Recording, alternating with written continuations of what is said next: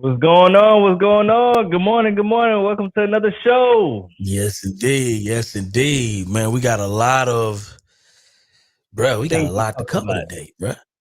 Yeah, man. It's a lot to talk about, We man. got a lot to cover today, man. Listen, I ain't gonna lie to you, bro. Like, I can tell by the way our production meeting was that this right here, we're gonna drop some information that's gonna be both informative, maybe even a little triggering. Yeah. But We love overall, the I feel, triggers. huh? Everybody loves some good triggers. Man, shout out to Lady B in the building. Shout out to Lady B in the building, What's up? man. What's up? Good morning. Good Keep in the morning. building. Good morning. Listen, my name is Byron, real estate investor out of Houston, Texas, primarily focused on the wholesale space, do a little bit of creative finance, fix and flip, new construction, new to the build to rent space. Definitely excited about that. And man, I got another permit today. Oh, another Hey, permit man. today. We're gonna get that thing passed. We're gonna pull that foundation. Boy, we're gonna be on our way. I'm so excited. I'm so excited. Yeah. You know what I Hey, man. mean? I'm happy to hear it, bro. Yes, indeed, man. What you got going on? Oh, what's on you? I got a permit pass Friday. Ooh. I got one failed yesterday. It's Oh, part of the damn. game, man. You got to just fix the issues at hand, bro. You know what I'm saying? But Absolutely. good morning, good morning. Neil Parker, real estate investor, entrepreneur out of Lafayette, Louisiana. Been investing in real estate since 2016, full-time entrepreneur 2020. Do all things real estate, love rentals, love passive income. Now switching focus a little bit, doing a lot of more wholesaling, more flipping. At the end of the day, man, we real estate all day. Owner of Leverage to Wealth, teaching people how to leverage where they are currently in their life and financially get wealthy in real estate. That's me. But I'm excited, man. Well, shout out to y'all, man. Y'all been going crazy with the views, the numbers, the subscribers. We definitely appreciate y'all uh for rocking with us. But I think today is gonna be a good one, man. We're gonna talk from culturally. We're gonna talk about education. We're gonna be talking about the jobs. There's just a whole lot of things where we see by doing our research that men are holding women back from being successful and going to their highest potential. It's facts. And I'm gonna be honest with you, man. It's actually disheartening when you look at the data, and we're gonna break this down. And then when I also look at a lot of things that's going on in the culture right now in terms of what's being promoted, I think it's disheartening, right? And I'm gonna speak to why I believe that it is disheartening. Number one, we see a lot of women, right? So let's just break this down. Oh, when you look at your mentorship, because I know you've taught a lot of people real estate, you've taught a lot of people um business, right? Mhm. And when you look at some of your top performers, keep it real now, keep it real now. Who are some of them top performers? Just Women, laying it out there. women, bro. Who are some of your top performers? More women sign up than men. More women sign up than men. More women take Now, action. when it comes down to some of the action takers, the raw action takers that's really getting to it, and I ain't this is not to diminish men because I know some men that are kicking all kind of ass. So that's but I, I just have to keep it real, bro. I see a lot of the women are taking massive action, getting a lot of things accomplished, and when you look at the stats, it it is disheartening. Yeah, because they take an action. Uh, they're actually more successful. But if you look at all the charts and everything, still at the bottom, bro. Mm. Still at the bottom. So is it us holding them back, or what is it? Because they have all the qualifications, they have the education, they're doing the work, but they're just not getting rewarded what they need to be rewarded for everything that they have going on. And I think, Well, go ahead. no, I'm listening. And I said at the end of the day, they come back from us because they come back from ego, they come back from the way we grew up, come back from the things that we listen to, we watch. Everything is the man should be on top, the man should be on top, the man should lead the woman, the man should do this, do that. But at the end of the day, these women is passing us up. So it leads me to an article. It leads me to an article, right? Um, and on this article, I'm gonna share this article real quick. And this is from Oregon. This is from Oregon State University by a lady named Shannon Garvin. what she wrote was, it says that religion in in women's lives worldwide, right? So at a glance, it says the condition of women in religion across the globe often appears bleak. Religious systems foster and promote the power and voices of men. Listen to this though, at the expense of women who make up the majority of inheritance. Long-standing traditions and cultural or familiar ties often make it difficult, if not impossible, for women to speak or to act on their own behalf. Now, when you get deeper into this article, what you realize, right, is that what it sounds like is happening, women have, from a cultural standpoint and from a religious standpoint, been held back for years. So my question to that is, what if we have placed women in a subordinate position, and the woman that has chosen to accept that is the next doctor that comes out with the cure for cancer? What the woman that has chosen to subordinate herself to some man's ego or some religious, right, doctrine, and that woman is the cure for diabetes, right? What if that woman is the reason that we are able to end world hunger? Because at the end of the day, let me break this down because I gotta back this up with stats, because I don't want people to think that I'm injecting opinion on this. Again, we ain't on no opinion. So what we did was I'm gonna go to the Pew Research. This is what we're gonna do. We're gonna go to Pew Research. And the reason why this is so important, the reason why this conversation is critically important, is when we go and look at the Pew Research data, right? Oh, show us, huh? Yeah, this is important. So if we look back when religion and culture predominantly subjected women to lower rungs in society, like in the 1970s, all of these times, right, and beyond, 1960s, and even beyond that, right? So at that time, let's just look at the women in the U.S. Senate. At that time, bro, we had 2% was women. 2% was women, right? Look at how much that number has grown, right, since 1990. Look at how much that number has grown. Let's crazy. Let's keep going. Let's go to the U.S. Senate. Let's go to the House of Representatives. In 1965, it was 2.3%. Look at the number. We had 28%. Let's keep going. Women in legislators, same thing. 4%, all the way up to 32%. What this tells me, let's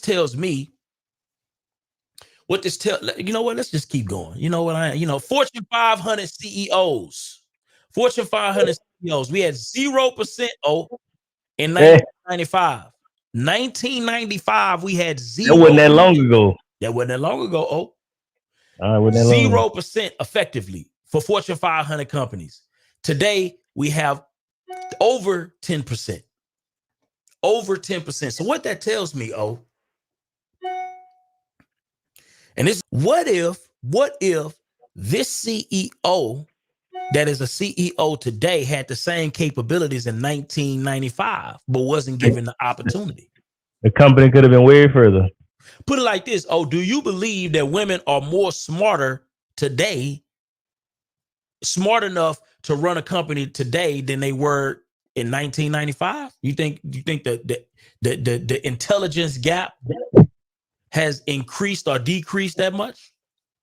I don't think it increased that much, but of course they got more resources, more opportunities now than they did back then. But another thing you got to realize that a lot of people feel, some people feel they don't want to put women in those positions because emotional. That's what we hear. Emotional. They're gonna make decisions off of how they feel and not facts. That's what we hear, Byron. You know what I'm saying? Just because they don't like somebody and they may not promote them or they may not have them work in a certain position. So that's what we hear. While ladies are not CEOs. Have you heard any of those things before? Absolutely.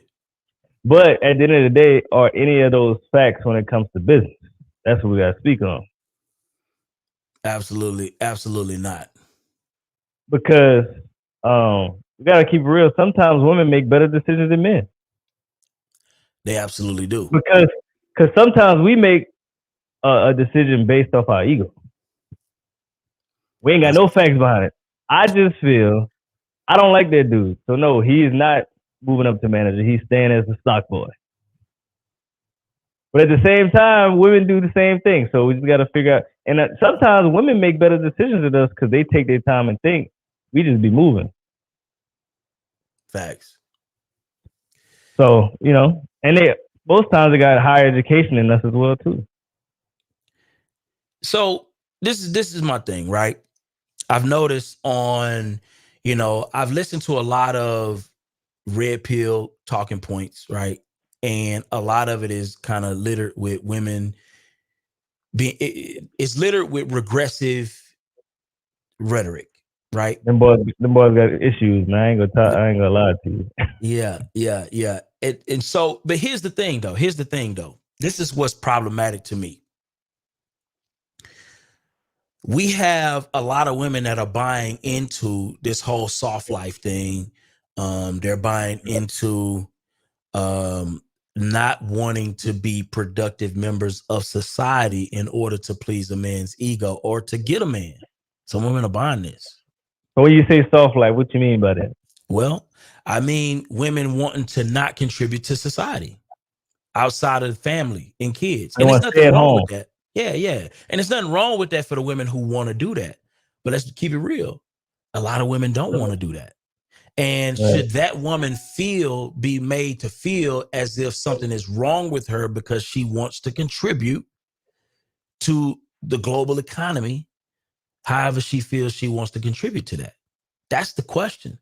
Or should because this is what I think is going on, I think you remember when Boosie had the song INDEP, right? You remember that was all popping. You had all this what Beyonce had. It was a bunch of records that was going on. So, it was a bunch of records going on that was highly promoting female achievement and independence throughout society. Right? It was a lot of that going on. And I think what happened, is women actually took the challenge and was like, okay, I'm really finna go to school. I'm really finna go get this doctorate degree.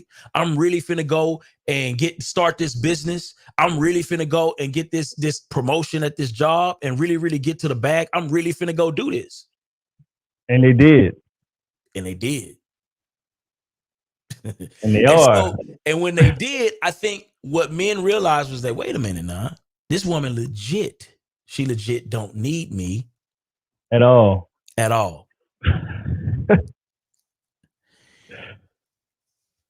a horrible feeling, man. That's a horrible feeling. So let's think about this. Now it changes the dynamic to women, again, not being in a position to need a man, but if they want one, they just need to want one. Right.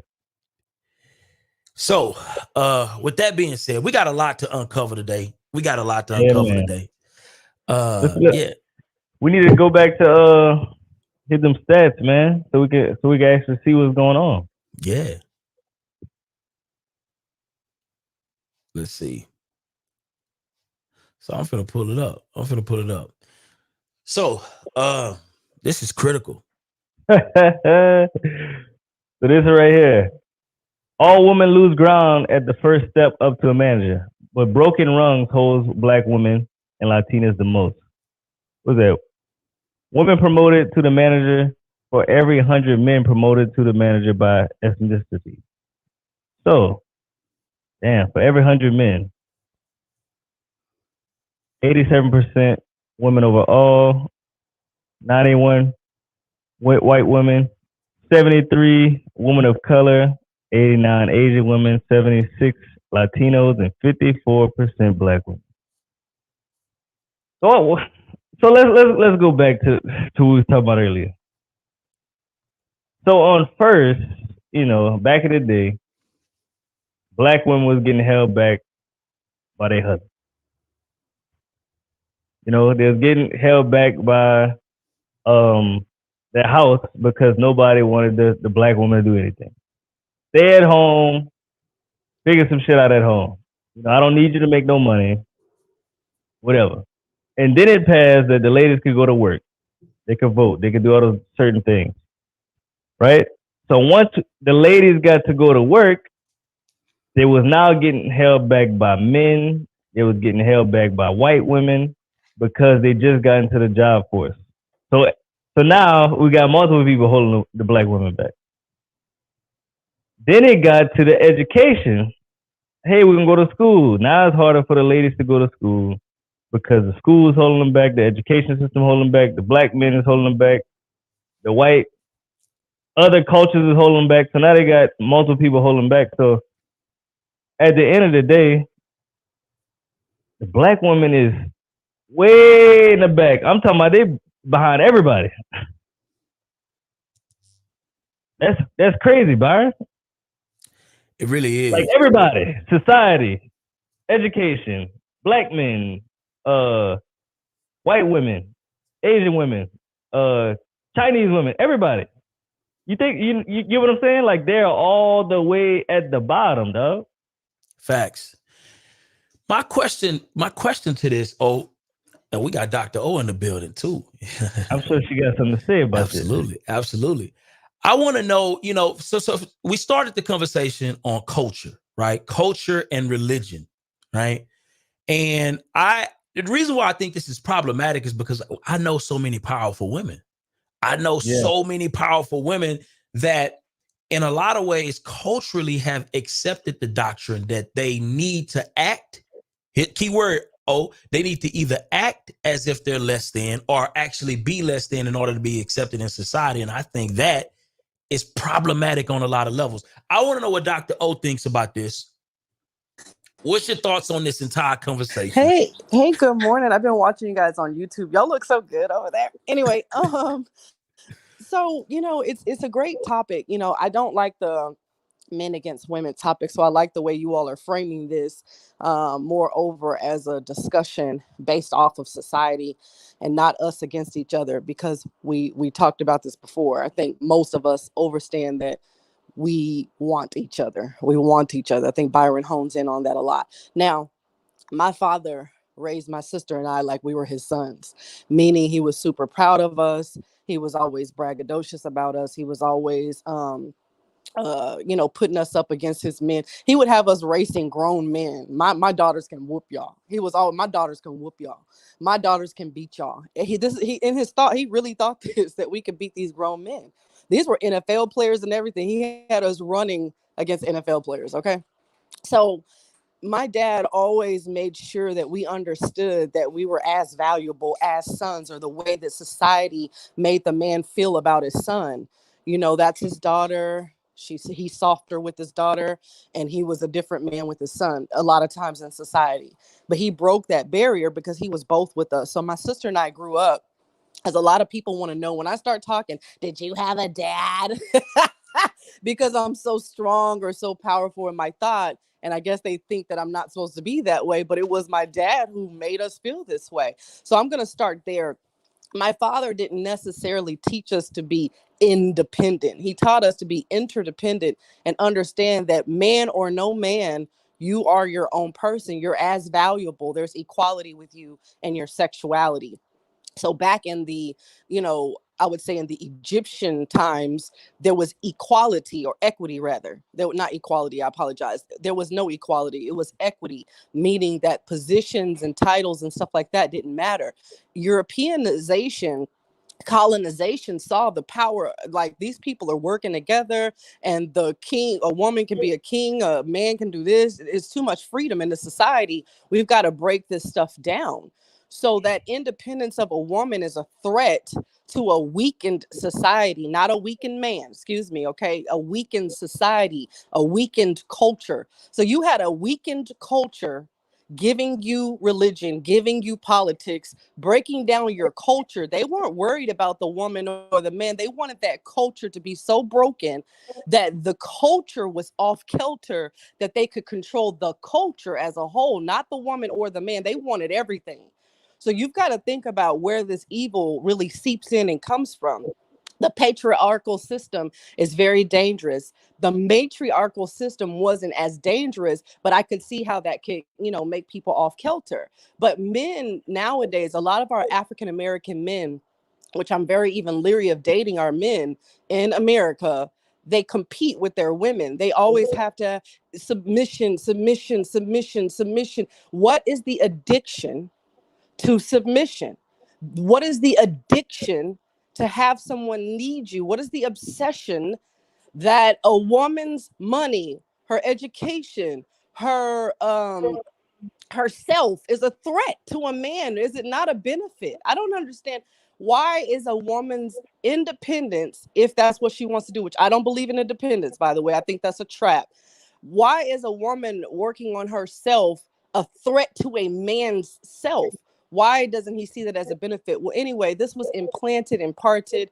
This is ridiculous. I believe a lot of it has to do with, besides evil, is colonization and Europeanization of the minds of people, and to be able to control people. And then what they do is make those people want to control each other also. It's a form of control, and it's ridiculous. It doesn't have to be. So that's my thoughts on the whole process, and coming from my father, or my stepfather at this point, because at 40 I found out he was in my bio. But the point was, this man, yeah, mama crazy as hell. Anyway, this man taught my sister and I, and my sister's married for 28 years, together for 30, so she does have a whole husband. But my dad taught us that we were as valuable as whatever society thought about men. We were that valuable. Okay, he did teach us that. So it did come from him.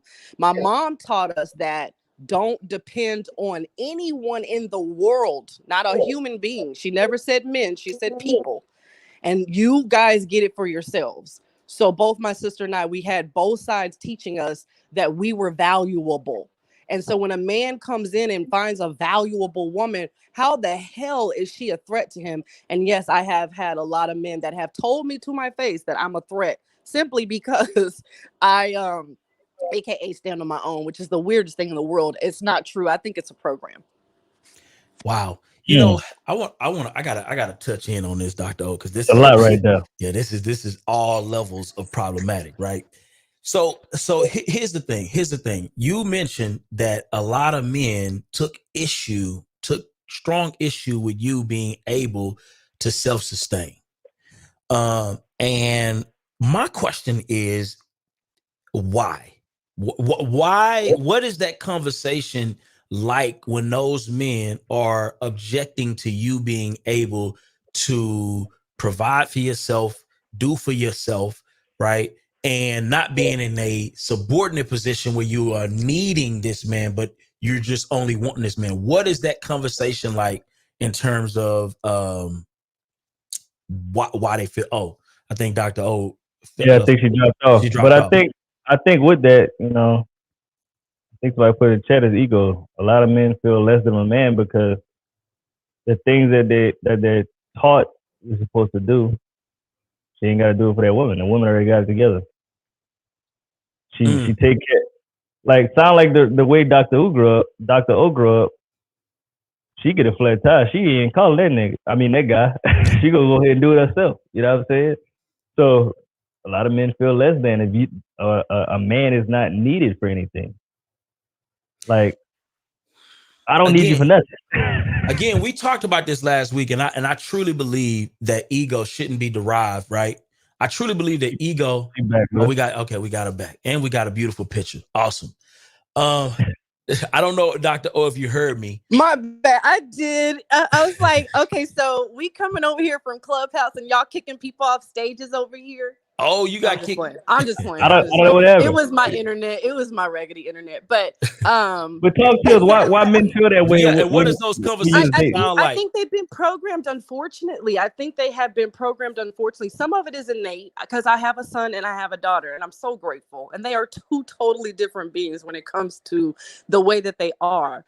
However, like my father did myself and my sister, I raised my son that same way. So he's super, I don't know, he's all his own man. Okay, baby, his with his big old, beard and stuff, he really is a man's man of a man's man. But my homosexual godfather taught me how he became what he calls himself. No offense to anybody, I'm gonna say what I'm gonna say because I'm grown. He calls himself a sissy. And he said the reason why he was sissified was because his mother and aunts helped sissify him. And he said, don't you sissify that boy. Now, this is a man teaching me how to raise my son, telling me, he was a gay man. And he told me, do not let him be in your bathroom. Don't let him da-da-da-da-da. He gave me all these modes and codes. If women want him, send me a DM, I'll give it to you. But the point, what he was saying was, do not sissify him because you're a woman. Don't let your feminine energy tap into his system at an early age, because he'll remember that stuff as he gets older. And this boy was probably 5 years old. He's 60 something now, but he was 5 something years old when he started being attracted to men. He says he remembers being attracted to little boys way back when.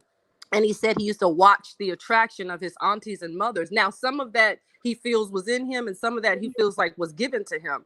And had he had not had access to so much femininity, he wouldn't be so super feminine. He's very feminine.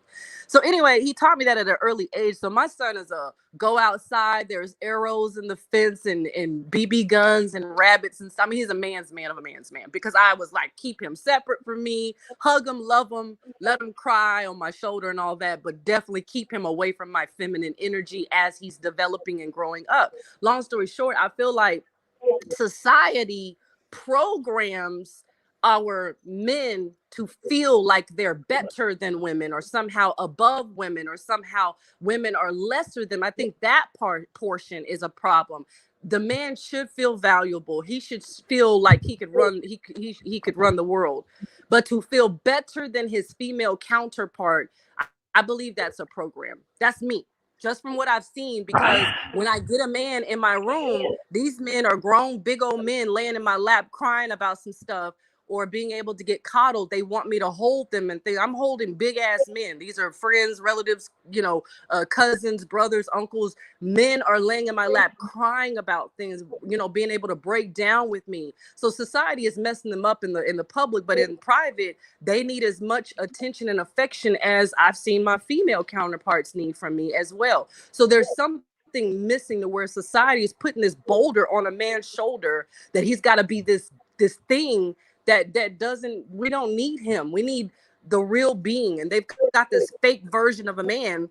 And the moment he puts on pink, or the moment he sheds a tear, he gets beat up. If he shows any sign of affection towards anything, he's getting beat up. That's society doing that crazy stuff, in my opinion. And then he brings that madness home, and we know the truth about him, and he don't like it. So then he gets intimidated by a woman like me, because I can see through all that Maybelline. I can see through every single crack in his face. You're lying. That's not how you really feel. Society made you feel like that. Then you come home and want to tell me the truth and get mad because I can see you, so you take it out on me. It's a crazy, weird, I don't know. But all I know is I think it has to do with programming more than it has to do with our poor men. I think they've been put in a really weird position, just like they put women in a very strange position as well. Wow. I love that you said that. I love that you said that, because it speaks to this, right? So we opened the floodgates, Dr. O. I don't know if you saw these stats. Very, very, we looked at that Pew Research data, right? We looked at the Pew Research data. Matter of fact, I'm going to pull it up. And it just shows the progression of women over the last, 50 odd years or so, right? And the progression has been massive.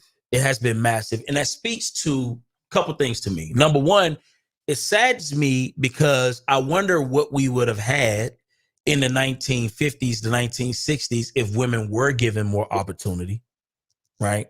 So it saddens me from that perspective, how far society would have progressed if women, right, were allowed to operate in the fullest version of themselves, right? And if male ego had evolved to a point to where they were able to work hand in hand with women and build with women without it being a conflict. Because here's the thing, that's one reason why, not to speak on somebody while they're not here, but I think if I'm speaking good, it shouldn't be bad. But one thing I like about Los, right?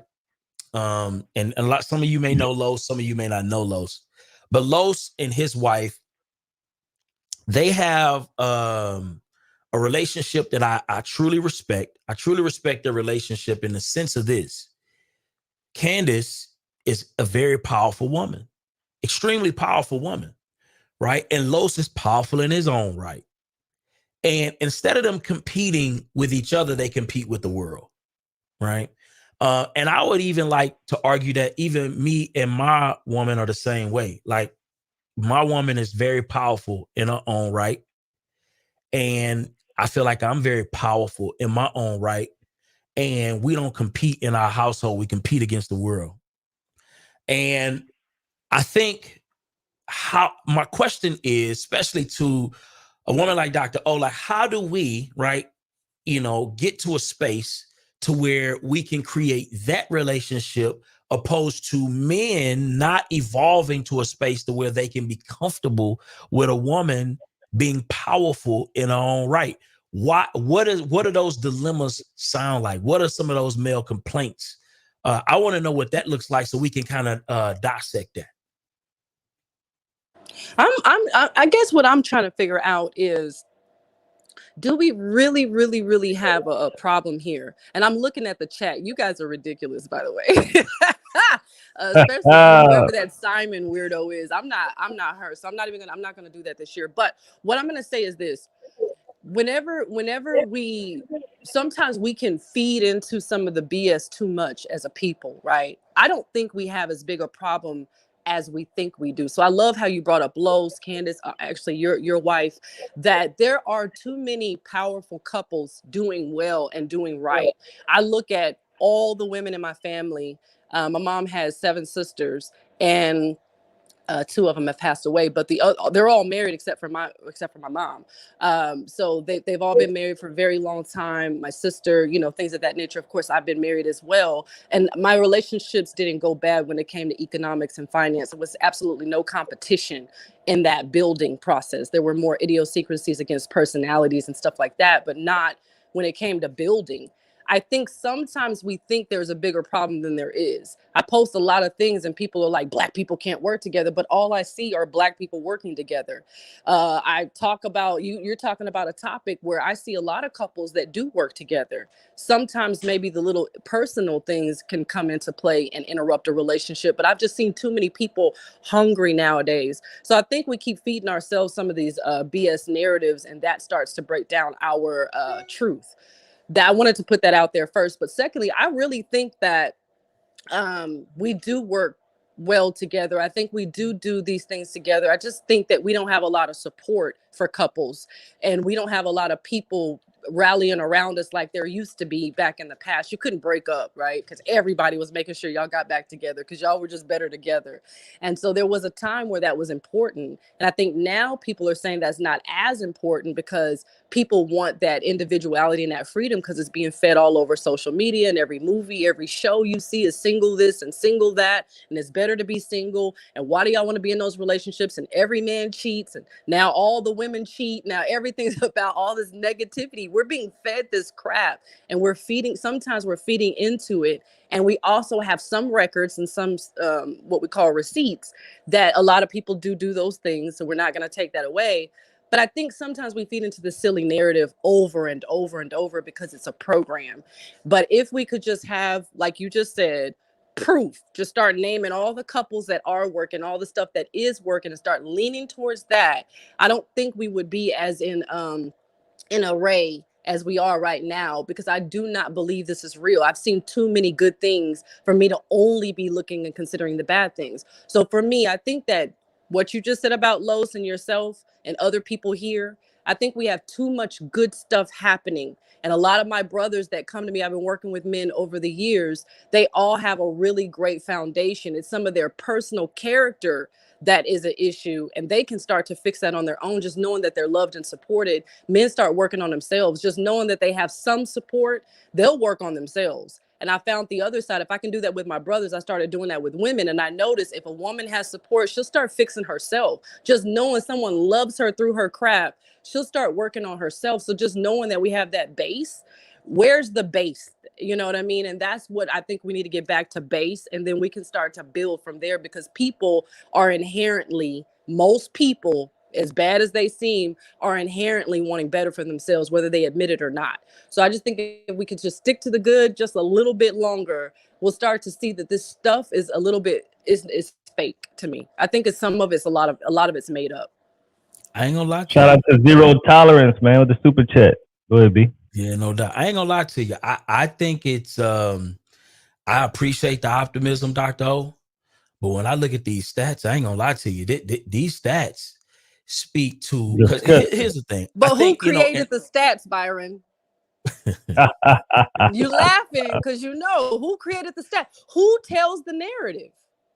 Because if it was Byron telling the narrative, Byron may not be as optimistic as Dr. O, because I'm extremely optimistic, but it may not be as optimistic. And I've seen hell. I've been through some things and I've seen some things. And yes, of course, I conquer it with my mindset and my mentality above it. I'm way above it. So I'm very optimistic, and I've been through the fire. So I can't play like I haven't seen it. I'm not going to be ignorant, naive, but I am going to say I've seen too much good to sit up here and play with that. Byron, who made the stats? Who's putting the information out, and who's looking at it? Because if you go around all your wealthy friends, all your healthy friends, excuse me, not just wealthy, but if you go around your healthy friends, tell me what they're talking about, because I guarantee you those stats don't equate to what they're going through. Those stats are for people who want to continue to feed into the narrative that we ain't gonna make it, that we not gonna do it. We doomed.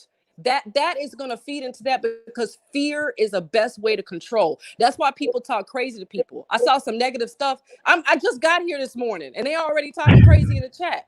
And I'm just like, people are just that way. Why? Because they love you. They're crazy. Fear induces control. Negative comments induces, let me try to control that person's feeling. Let me try to control that person's voice. Negativity controls much more. When you give person a freedom, these men don't know they get freedom with Dr. O. They get scared of that. Like, dang, she ain't calling my phone. She ain't doing this. She don't do that. She don't do this. She's not a typical female. She don't cry. She don't blah, blah, blah. It scares them. They're not used to that. So fear, okay? Freedom induces a different kind of fear. It's a more of an insecurity. But fear. Yeah. But control, when people try to control each other, that's when I start to sense that these narratives are being controlled, Byron. That data is controlling, because I don't know that data. I don't know that data to be true for the situations that I'm in, and the people that I know, and you all. And most of the people in No Stingy Energy and the Business Over Breakfast, I hadn't really seen those kind of people that these statistics are talking about. So where are the other statistics is all I'm saying. Show us both sides. I agree with the statistics, Byron, but you got to show me all the data. You can't just show me the partial data and say I have 23 chromosomes, because Dr. O knows she has 46. I get it. And I'll be honest with you, in a lot of the circles that I'm in personally, right? Personally, obviously, I see a lot of healthy relationships because I typically convene around healthy people, right? Just like, you know, the normal though. Yeah. I wouldn't consider us the norm. And when I look at stats like this, it says women's representation, all right, saw modest gains throughout the corporate pipeline. Now, again, we're talking about, because I want to preface with this too. We're talking about jobs, but I'm looking at this from a societal impact, right? I'm not looking at it just from the jobs. We got to look at the mentality of the society and how they view women in society, and not just women, but how they just look at the how they respect the woman's role throughout society. This is a societal conversation, right? So I'm not pointing a finger at neither person. I want to preface with saying that. But let's look at this. It says women's representation saw modest gains throughout the corporate pipeline, but women of color remain underrepresented. Okay. Underrepresented. It says representation in corporate role by gender and race in 2023, brand new data. All right. So let's look at this. Let's look at this. Oh, so right now it says the entry-level positions, we have women of color. They're 18% represented here, right? And when you look at this thing goes all the way up. It goes from manager to senior manager, director. It goes up to vice president, senior vice president, C-suite. And what you notice, right? What you got to look at something too, though, Byron. What's that? At the beginning, the entry level is the same for the man and the woman. Soon as it's time for the next level, it drops to 13. So that's what I was talking about before. The job promotion is not the same either. So as you see, as the job promotion goes up, it goes down for the women. And it goes up for white men in this country. Slightly for same for black men. Black men ain't too much far from the women. Like ours consistently goes down. It's a fact. So we got to figure out why is that.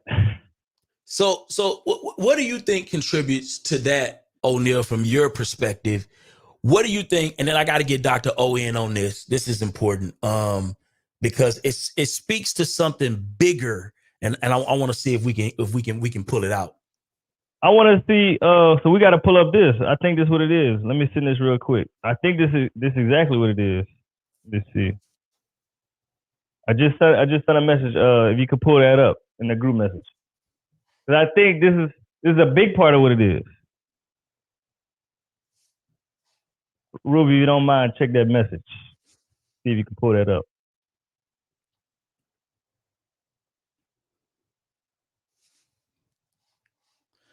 Let me see here. Oh, you may have it, Byron.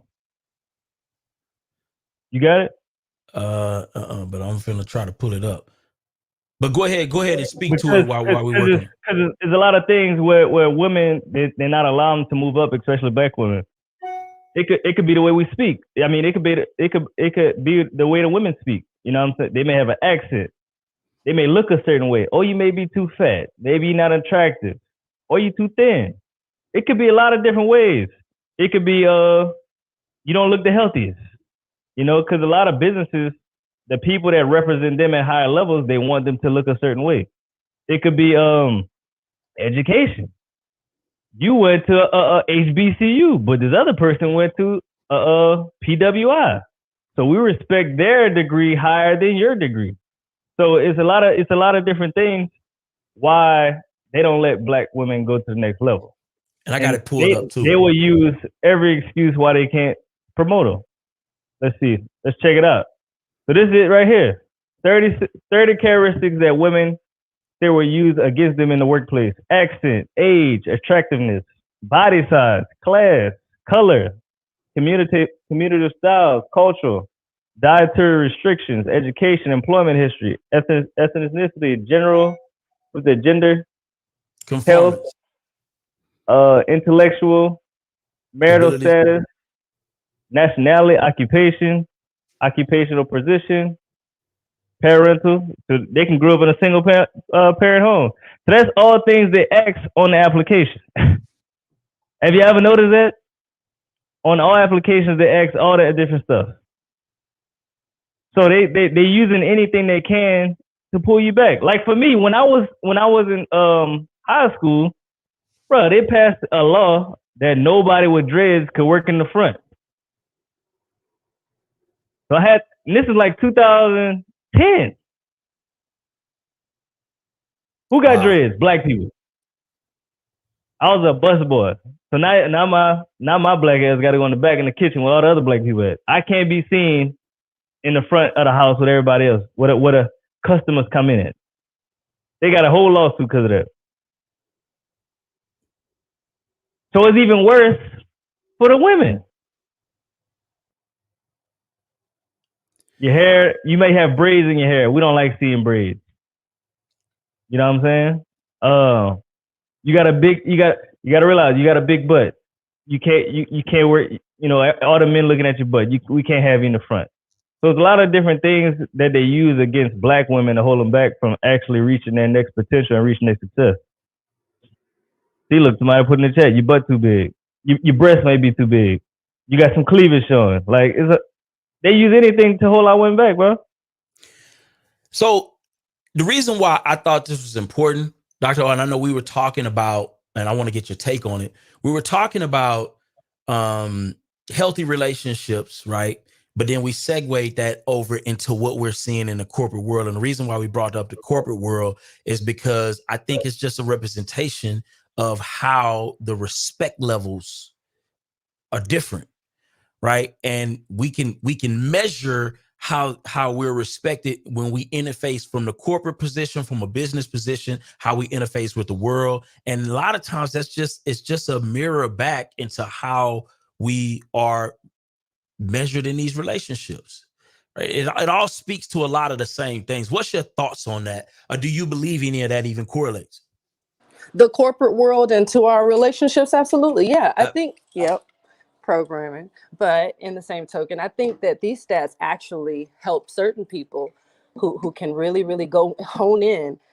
First of all, we should be employing each other and ourselves anyway. So I don't want to get into the whole someone gets to tell me how to wear my hair at work and someone gets to tell me how to dress at work.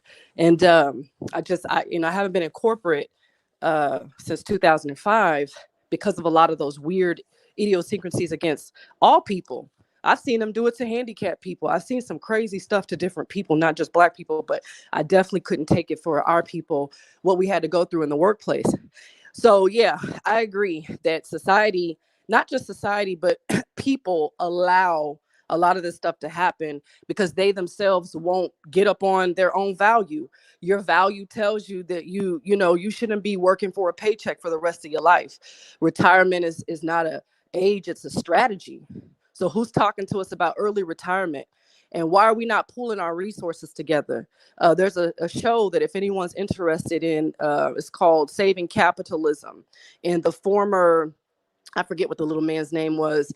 He was a house something for Clinton, I apologize, but he worked in the financial sector for the White House for a long time and in that industry. And he's basically calling everybody out with receipts and data. Anyway, what you're talking about, Byron, in Saving Capitalism, he goes through what is the true point of capitalism besides obviously creating slaves. And it's cool to throw out that slave thing, which is what I think sometimes people don't understand. The etymology of the word family means household servants. So when we walk around saying, what's up, family, we're saying, what's up, household servants. So what's the first thing that we've been domesticated as most of the time as women? I need you to cook. I need you to clean. I need you to make sure that you take care of me, physically, sexually, or aka take care of them children, right? That's what some people say, not all people, but some people believe that's the role of a woman is to maintain the house. So that's something that's going on in the workplace too, right? Women can have secretarial jobs, women can have certain jobs, but it better be underneath a man, or if they are in power, they're bees or some type of there's got to be some negative connotation to a woman in power, right? Because she's definitely different. Or out of the norm because she's not a secretary. It's weird. It's all these same. It's the same thing. It's the same stuff. Anyway, Saving Capitalism. That's disgusting, and I'll close with by the way. It is. It's just silly. And if you let it be, that's on you. I can't. You can't keep getting mad at everybody else. At some point, you've got to turn that anger into action to something you should be doing for yourself. If you're not self-employed or you don't have a business or something that's taking you towards that, get mad at you. Start getting mad at you in the mirror. Look at yourself. It's you. If you don't have something that you can depend on other than AKA a job or what the corporation, like O'Neill said, with his handsome self, this intelligent brother, this very, very wealthy man, this healthy man being put in the back kitchen, O'Neill, or guess what I know about him? These people are crazy, right? Like, you're going to put that brother in the kitchen. So anyway, my point in that is saying that, Saving Capitalism tells us the healthy things for a capitalistic society are two things: competition and free market. So what that tells you is that y'all compete and you'll be rich. If you have a competitor and you've got healthy competition, you'll be rich, but that's not true. They all work together. They pretend like they're in competition, but they're together. They make sure you or people in society are in competition with each other, which happens with the male and female relationship. The same way they're controlling the society is the same way they're wanting your household controlled. Because guess what you bring into your house? Outside, right? You bring the outside world into your house. Some people are weak. That's what they do. My mom taught us never, when you touch that door and you come in here, we're in heaven. I don't know, there's hell out there, but it's heaven in here. So you cannot think whatever's going on out there. You're in the world, but you're not of the world. You don't get to bring the world in this house. That was a rule. She's off. But anyway, the point that I'm making is that there is no competition. Whenever there's healthy competition, that's what's going on with our people. We don't like each other's voice. We tear each other down for the smallest of things. You can't say nothing. You can't look a certain way. We do it to each other. We're blaming the corporation about our hair. But the moment when I turn my camera on, watch how many people, not in this chat, but watch how many people in society be checking for her hair, checking for her eyelashes, checking for his nose, checking for the way Byron smiles or doesn't smile. Look how we do each other. I don't understand why we keep saying them, they. It's us allowing it. It's us allowing I just said that. Yeah, we can control that narrative. We don't like the way each other talk. We don't like the way each other speak. Is she a real doctor? Where did she go to school? I mean, it's the strangest of things. These little small idiosyncrasies of nothingness. Where's the love? Where's the happiness? Where's the joy? People are miserable, and they're showing us their misery through their own epithet. So when I would go to work with a frown on my face, or something like that, everybody at work was nervous because I was a boss. So everybody's like, the boss is mad. I got into a traffic jam. I'm not happy about my traffic jam. I'm not mad at anybody here, but people start like paying attention to a lot of different things and they start treating you a certain kind of way. So until you have your own and you're in your own place, or you have something that you can rely on that you control, you're always going to be controlled by society. Thus, even in your relationship, if you and your spouse don't set the tone for your relationship and you let society do it or other people do it, y'all going to have hell in that household because you're bringing hell past the door yourself. You're bringing it into your relationship. So I would say, Byron, you brought up an excellent point. That corporate stuff and that household stuff ran and controlled by the same narrative. Maybe not the same people, but it's the same narrative. And that narrative has to change in order for the situation and everything else to change, in my opinion. And we can change it every day, because every day you should be working on your own stuff. Okay. Every day you should be working on your own stuff. Even if you're stressed out or you don't know what you're doing, find somebody that's doing it and get with them and get some help. If you can't find any help, there's plenty of things out there for free on the internet for you to start building your own, because if you don't do that, you're going to keep on going through the same statistics. Data doesn't lie, Byron, as you say, but it starts to become a false narrative when you don't create something different than what the data is giving you. You take the data and change the narrative, if at minimum. Wow. Dr. O, I'm happy you brought that up, because I think for us to get out of this situation and move forward to the next situation, we got to stop putting ourselves down. I ain't gonna lie. I caught myself a few times in my life putting black people down and other people down. Instead of putting ourselves down, why we don't help each other go up to the next level? But I think it's hard for us to do that because we've been down for so long. We don't want to see another person come up. You know, we just got to keep it honest. You know, we get jealous when somebody. But sometimes we want to see a person come up, O'Neal, just not before us. Exactly. Some people. Because we feel we deserve it before them. So now, when they come up, when it's not even our time yet, but it might be their time, we feel insecure. We be like, how they got that house? How they did that? How they got that car? And then we come up with a negative situation. They must have got a lawsuit. They must be selling drugs. They can't just be at their job. They can't just be working. So we got to stop with that. But we can't. We got to keep it real. Like, so many people do that. How does he do all that? How is he doing that? You could do the same thing if you just go, if you take your ego down and just go ask.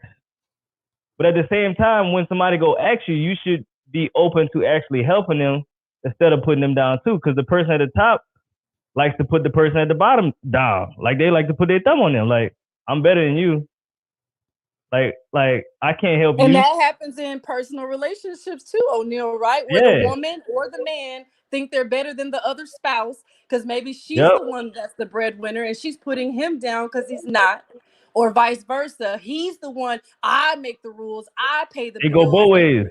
Yeah. And that goes back to what Byron was saying. We need to work together instead of working apart, because typically in households, we like to keep score. You know what I'm saying? Instead of be like, hey, you know, you strong at this, how about you do that? I'm strong at this, how about I do that? And we work together at the end of the day. You know, maybe I need to talk every week. What can we do next week to get in a higher position than we was last week or last month? So I think us as people, we struggle with seeing somebody else's success. We struggle with helping somebody else go to the next level because we want to be shown as we doing everything. But at the end of the day, if we helping somebody else get up, they're gonna help us get up what we strong at. But we don't see that. Hence the reason why we, believe in no We stingy ain't going energy. nowhere. Yeah. Yeah. So no stingy energy is funny because that's the premise of why this whole, podcast was born, right? Because at the end of the day, what we noticed in the culture is that, a lot of people believe in the premise that unless, I got to put you down in order for me to come up. Most people believe in this mantra, and that's just so not true. Matter of fact, it's the people that you help with that will add on to you. You never know who you may be helping that can help you get to the next level later, later in time. So thinking that you are hoarding some special information that that's gonna block somebody. I mean that will block somebody else from reaching a certain level of success is ludicrous. It's abundance. We live in a world of abundance. It's enough for everybody to go around, and you never know who you're sowing a seed into that may pour, that you may be able to eat from that fruit later when you're in a space of desperation or hunger, right? Yeah. So it's critical that we move with a real spirit of no stingy energy, especially if we got a wealth gap that is absolutely massive, right? Huge. Especially huge, right? So that's another reason why I'm so passionate about this topic with our women being suppressed. Because, bro, listen to me. We got a wealth gap, people. Listen to me now. I want everybody to pay attention to what's going on. We have a wealth gap, massive wealth gap. And that wealth gap is not going to be combated correctly with just one person bringing in the money. Can we keep it real for a second? Can we keep it real for a second real quick? I need everybody to keep it real with me for a second. Listen to me. One person being responsible for bringing in the money in 2024 may not be enough to get rid of this wealth gap. Just may not be. Right. And if we're thinking about setting ourselves up for a generational win, right, and really getting ahead, we need everybody to be fighting a good fight. What if that's a reality? What if that's a reality? What if us suppressing our women is in all of listening to all of these quote unquote talking points? Oh, woman need to be submissive. She need to shut up. She need to stay in her place. She need to not do this. She need to not do that. What if we doing that to our detriment? What if we doing that to our detriment, Dr. O, when we got a massive wealth gap? Byron, it makes no sense. And you know what's funny about that? When you look back if you go back to ancient society, everybody had a role, right? There were 12-year-old kings, okay? There was no divide in age. That's why I say they create this system the world over, Black people included. Okay, when I say they, I mean everyone. Okay, there's a system that's created that tells us there's a certain age you have to be to do such and such. There's a certain look you have to do such and such. But when we think about what you're saying, Byron, you're putting a boulder before us, and we can move this mountain through intelligence and sensibility. Why do we have to do it the way that it's being told when that way is not working for us? Because we have a wealth gap. But back in the day, it was communal. There was more community. I think Dr. Claude Anderson one of my mentors, Dr. Claude Anderson, says something to the effect of there's no more Black communities, there's Black neighborhoods, but no Black communities or something like that. Anyway, his point was stating that where's the communal aspect, the tribal aspect of us working together, AKA Byron starts a business. Everybody builds Byron's business. Byron hires everybody that builds his business, puts them in leadership roles. Those leadership roles branch off. They start their own company. Those companies merge. And then once those companies merge, they create a conglomerate. The conglomerate creates a cabal. The cabal creates a community or a society. Where's that at? Because that's exactly what's happening in other cultures constantly. I've seen many of my Nigerian brothers and sisters come over here from Nigeria and build their own community. I've seen many of our Indian people come from India. I would say 62% of northern Dallas is now India. That's from their grocery stores to their shops, to their food, to their sources, to the apartment complexes. There are maybe over 15 to 20 apartment complexes, large apartment complexes, and 100% of the residents are Indians. Okay, from India. They are coming over here, AKA going to school, and that's air quotes. They're going to school, and that's how they get in, through education. And then once they get in, of course, they get the jobs. So now that's boosting people out of a job, whatever jobs those are, right? Maybe some people aren't competing for those jobs. But my point is like, wow. So I ask these Indian people, I go talk to them all the time. And I ask them, what deal did y'all make with the United States government? What deal? How did y'all do? What did you guys do? Because the Mexicans, they're sending them back, like they're throwing them back quick, fast, and in a hurry. And this is a part of their country. And they're throwing them back. Why are you guys getting to stay? And they told me the rules of engagement. There's a deal going on. They're getting paid to come over here. Why? Through what? Education. Through what? Job opportunities. Through what? Tech. So with technology, they're coming over. They understood the mode of technology, and the American government wants that tech. They want that technology, and they don't want to have to go to India to get it. They want to bring them over here. They're shipping Indians over here from India to fulfill a demand of technology, which is about to take over and blow up in the financial sector. Even real estate has to have technology involved for it to be super successful the way Byron, you and O'Neill are. The success that I've seen from this podcast and in you all's room, Business Over Breakfast, that type of success requires technology. So they found their way to come over here while Black people are complaining about master and white man and about this and about that. They're taking advantage of it, and they're starting to create alliances with the government and others to bring themselves over here to take over, because we're not taking the opportunity at hand. We're not taking advantage of it. So they see an opportunity where we're complaining, and they're like, oh, that's where they're hurt at. Let us go over there and make it better. And then we'll be the colored people of their society, and we'll get the benefits since the Black people don't want it.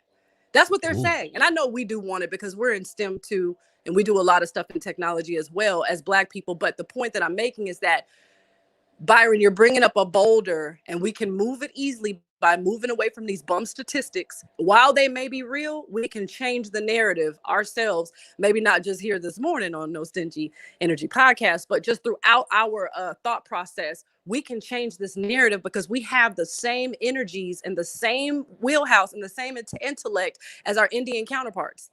And my Nigerian brothers are coming over here working 3 corporate jobs. My brothers are over here making well over anywhere between $300,000 and up to $500,000 working 3 and 5 and 6 and 7 jobs at one time. It's insane. And I'm watching these brothers do this relentlessly and sending all the money back home or sending all the money over to London or wherever they need to do, building themselves up, not complaining at all.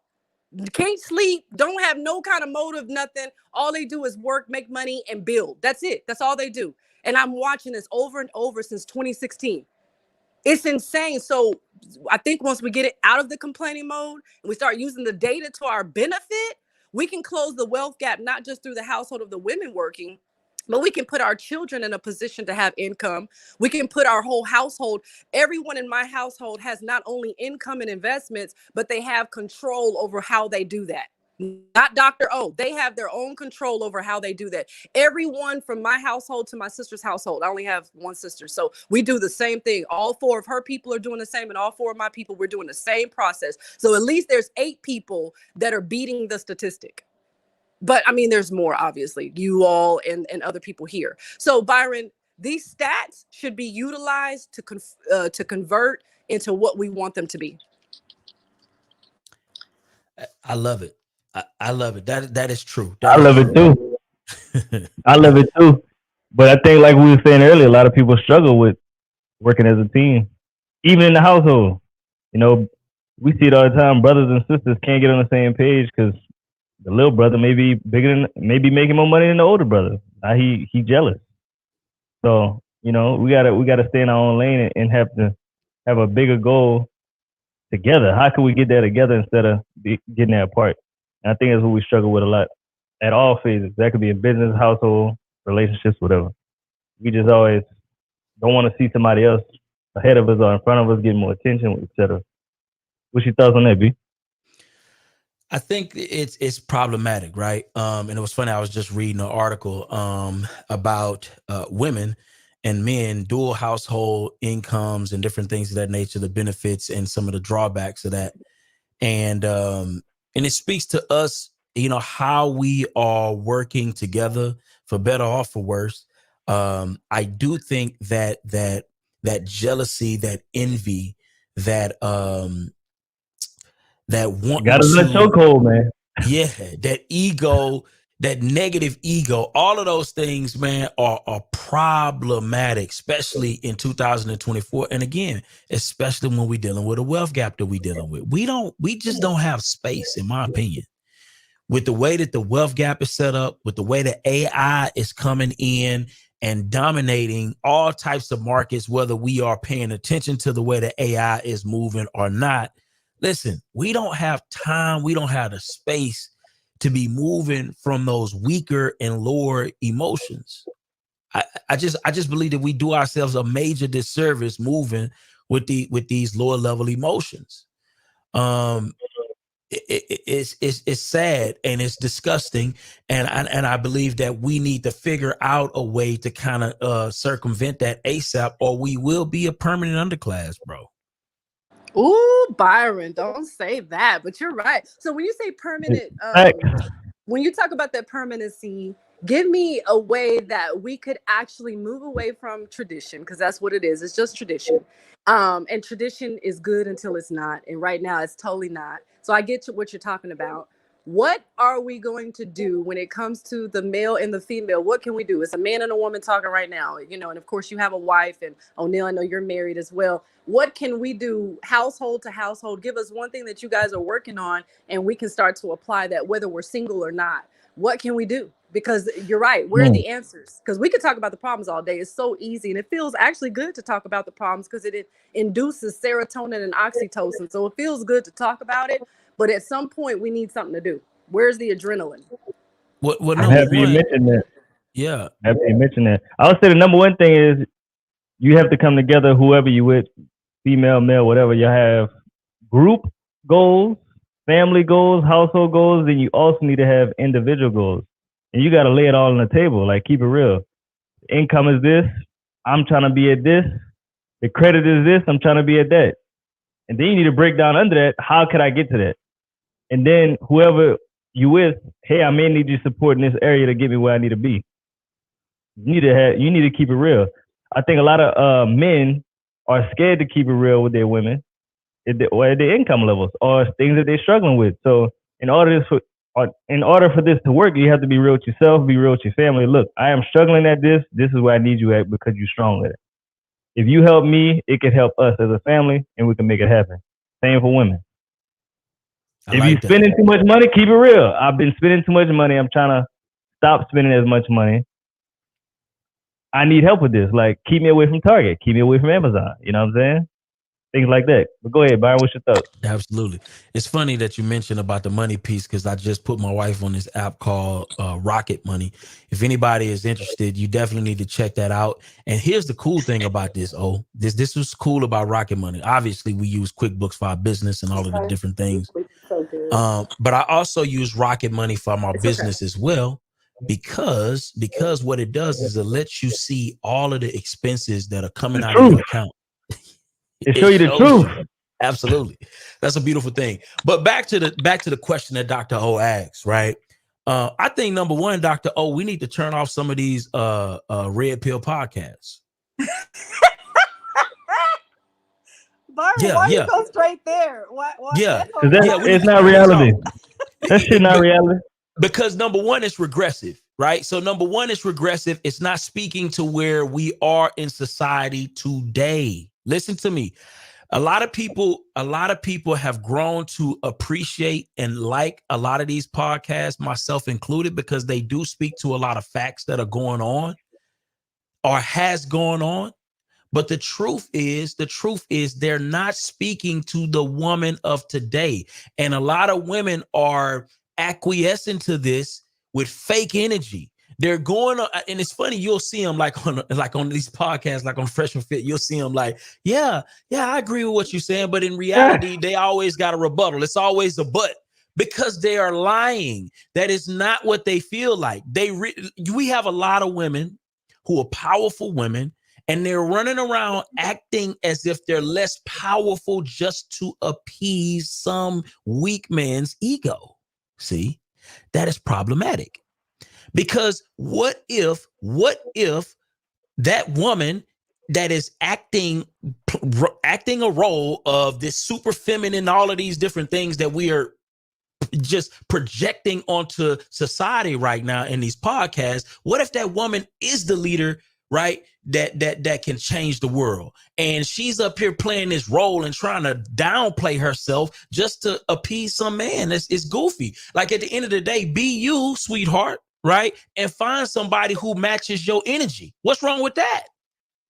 And what's wrong with being single until that happens? I think that's the other thing too. Some people have been programmed so much, you have to have a counterpart. I believe we all have to have a counterpart. I believe at some point that may happen through osmosis. But for the most part, why is it that if you're single, it's a problem? Where's your husband? There's something wrong with you. Where's your wife? There's something wrong with you. Some of these men don't want to be cooped up with these females. They don't want to go through whatever she's bringing, or she doesn't want to go through whatever he's bringing. They want to be successful. And some people don't have that success mode implanted or imparted in them. So they have to do what O'Neill said, lose their ego and ask for help. Why do we have to be a couple to do it? Why can't this single household connect with that single household, and that single household connect with that single household, and maybe there's a married couple and maybe some other couples that can start to join forces as well? This society thought process that you have to be in matrimony in order to be successful as a person is unfair as well. So why can't you just be a whole person on your own? Now, if you do want a relationship, you position yourself for that, but that should not be your number one goal in life, is to have a man or a woman in your life to make you whole. You are whole by yourself, especially our brothers, because they're taught that if they don't have no, most of the time, men of all cultures, they don't have no women, they're gay. They have nothing going on. They have to be gay. If they don't have children, or if they don't have a wife, they're gay. They're just straight up gay. They're straight go that way. And that's unfair to a man. What if he just is single, and as he's getting his ish together, and he doesn't want to bring a woman into his problem, so he doesn't let his ego control her?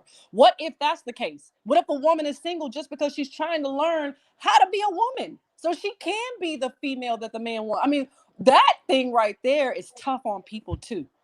And that's also a part of the wealth gap, believe it or not. The wealth gap is banking on you remaining an individual, banking on it. That's where they get the data from. They're banking on you won't lose your ego. They're banking on your childhood trauma controlling you for the rest of your life. They're banking on your hell being your God. They're banking on that.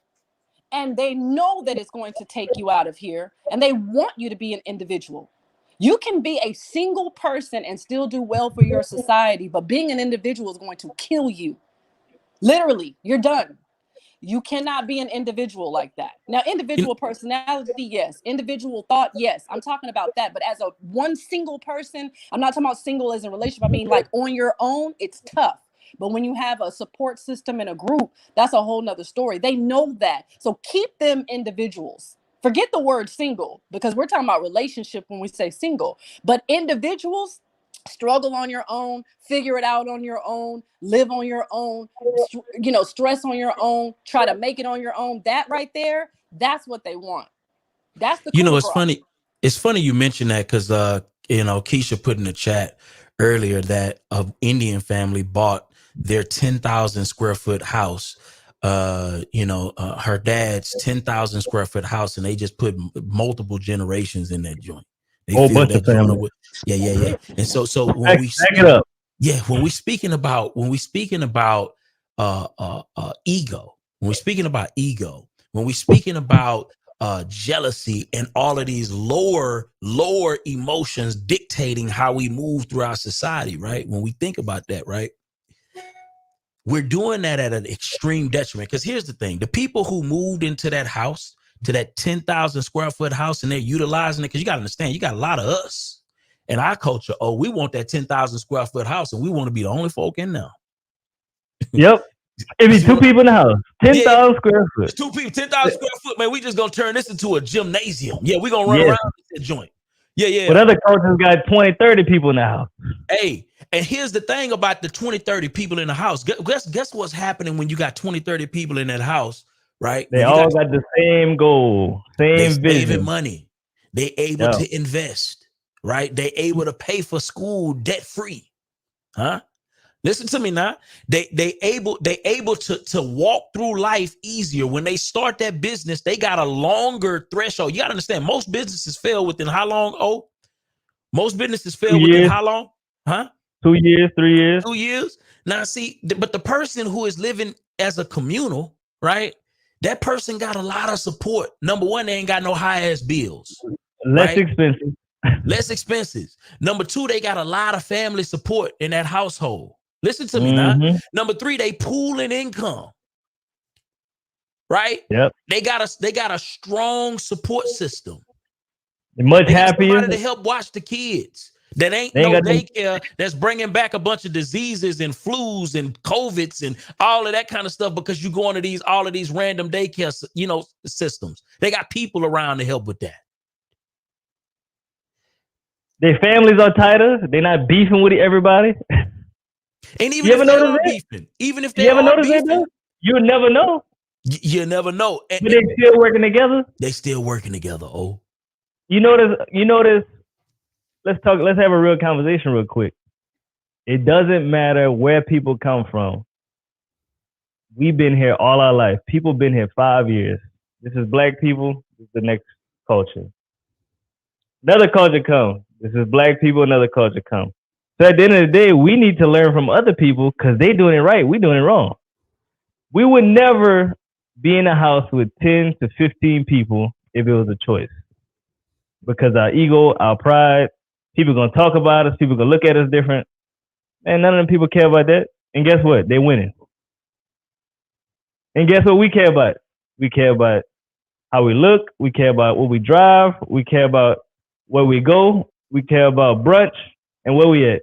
Going straight down. But y'all looking at them people like, oh man, they look dirty. Them dirty people got hella bread. You know what I'm saying? So we gotta figure out, we gotta focus on the things that matter. Us as black people, we care about all the things that don't even matter. Like bring no true value to our house, our kids, and our family. Like none of this shit at the end of the day brings no value. It brings eyeballs, but guess what? The eyeballs ain't bringing no income. It brings attention, but the attention ain't making no money. And we got to keep it real. Everything we care about brings no money in, no income. But all the other people that been in our country 2-3 years, what they focus on? Family, wealth, and bringing up their kids to the next level. Like, keep it real, Byron. How many people do you know in Texas? Texas got a lot of Mexican Latinos. They living good. They happy. Low to no bills. And they own everything. They own their house. They own their cars. And their kids is happy at school. That's a fact. And we don't own nothing. We don't own our house. We barely can afford our car. and we got all kind of clothes that's too expensive, and it don't make sense. Wow. Man, this is powerful. And so my thing is this, right? So when we talking solutions, and I want to talk a little bit more solutions, and I want to pull some data. This is going to probably be triggering. I know it's going to be triggering. We like triggers. Yeah, absolutely.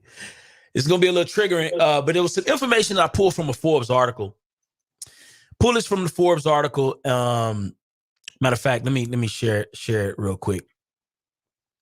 And so what it was talking about, it says that these obstacles hindering women's career advancement, right? And one that kind of stood out to me, it says women from their earliest career stages must work strategically, not just diligently. Okay, this is going to be critical. I need every woman and every man to pay attention to this, because I believe that this is not just a woman's issue. I think it's a human issue, but I think women may suffer from this more. But it stood out to me a lot. But it says that women from their earliest career stages must work strategically, not just diligently. They should always be asking, is what I'm doing contributing to the organizational impact? And need to look for ways to benefit both their company and its various markets by keeping an eye on the outcome of their activities, not just the activities themselves. Women can thereby increase their corporate effectiveness, and I'm going to add in value. Woo! All right. It's a lot to unpack here.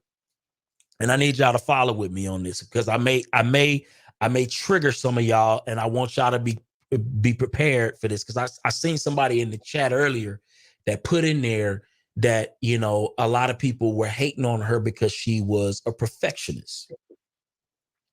And this speaks to this, right? So in this article, what it's talking about, and this is one thing that I do believe that men, in a lot of ways, do understand and get right a little bit easier, because, especially if they've been in an environment of men, because we are brutally honest with each other. Typically, when we work together, we are brutally honest. We don't mind hurting each other's feelings. We're going to tell it exactly the way it is, and you just got to deal with it. Now, that comes with benefits, and it comes with some problems too, because some men may feel like that may be traumatic to a certain degree, and then some men 100% embrace this. Now, the reason why this is important is because a lot of times you will have a man who will work on 5 good things that he knows will boost the company's overall profits, that will boost the company's overall effectiveness and efficiency in that company. And he knows that he's going to highlight himself while doing so. So not only is he going to help increase the value of this company, he's also going to increase the efficiency of this company, and he's going to highlight himself in the process. And a lot of women, let me tell you where women will get this whole process wrong. They'll do 30 things that are valuable, but not as valuable as those 5 most important things, right? And they won't highlight themselves in the process. Hence, a lot of the things that they do puts them in position to let somebody else take credit for it. That's number 1. So somebody else is going to take your credit. Number 2, the things that you're doing don't necessarily move the needle directly in the corporate environment. You have to be mindful. Does this activity that I'm doing right here make the company more money?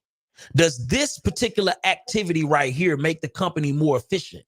Does this particular activity increase my overall value? And how do I put myself in the forefront so I can take the credit for it when we had that company meeting? See, these are things that men have learned over time that have made us very successful at getting promotions. And a lot of people will their knee-jerk reaction is to say that women don't get the same promotions. And that is true. That is 100% true. We got data that backs that up. But I want to empower the women to understand that, guess what? What if you are just not moving? What if you potentially are not moving in a way that will get you the promotion and the eyeballs and the respect that you deserve while doing those same tasks? Again, I'm gonna go back to them. Shameless self-promotion, finding out the activities that move the needle, make the company more profitable and more efficient, doing those things, cut out all the other things that you do, because at the end of the day, not only are people not going to notice, but it really just puts you in position for somebody else to take credit for your work, right? And then putting yourself out there, letting people know that this is what I did. This is what I added in terms of value to this organization. I want to get your thoughts on that, O, right? And I know this can be a little triggering, and I definitely got to get Dr. O's take on this. Let's talk to Dr. O first. Women first, man. What's your take on that, Dr. O? I think that you just brought up why a lot of people say that I'm masculine, or my female counterparts are masculine, because I am going to say what I have to say, what I want to say, what I did, because I've seen too many people steal credit. A lot of my brothers, they'll be in need, and I'll give them an idea, or I'll give them, or I'll help them, and they take credit as if it was them. My brothers, we're talking about in private. We're not talking about public corporate. So what more would corporate America do to Dr. O when I've seen my brothers do it? Now, I know why they do it. And with that understanding of why they do that, I don't knock them for it. But I definitely love them through the process and let them know, brother, that is wrong. That's not why I did that for you. You needed my help. I helped you. And you're taking credit for stuff you had no idea what to do. I gave it to you. And now, because you're a man, you take all the credit like as if your sister didn't help you. So I've experienced that. And I'm told when I sell myself, or some women are told when they sell themselves, or they AKA act like a boss, that they're being masculine. And that's not true. We're being assertive. And sometimes you do have to get aggressive in business, because a business is laid out for middle-aged or older white males. And some younger, they're grooming some of the younger white males to make sure that they stay in that position. Whereas our brothers, you don't really see a lot of that all the time. Here lately I have, but when I was growing up, I didn't see black men positioning young men to be in a certain position that they had to hold for centuries, ages. I heard them saying, hey, you better get it for today, or you better get it for your household, but not necessarily as Byron, you're talking about a whole. So when I act like that, and I do sell myself, or I do speak up for myself, I'm conceited, I'm all these negative things. Why can't I just be doing what business allows me to do? Why can't I just be wanting better for myself? So Byron, when you talk like that, I'm over here smiling and crying at the same time, because it's like I do that, and I get labeled for doing that. And I've watched other women get labeled for doing that. She's supposed to sell herself, and she's supposed to protect her value, and she's supposed to speak about all her wonderful accomplishments. But when she does that, they start calling her names. They start telling her something negative about herself. I don't even know how many people have said something negative about me today. I'm not even looking at the chat, but it's just like, we can't do nothing. You can't say nothing. You can't do anything, right? But then when you do speak up and you do stand out, she's masculine. She doesn't have a father. She doesn't such and such, or she thinks that she's such and such, or he. Even guys that do that. You know, even I've seen a lot of men get knocked down for speaking up about their value. But Byron, you bring up a great point, and I think it's ridiculous. And I think I'd rather be on the other side of it, to where I do speak up for myself and I don't worry about what people say about me.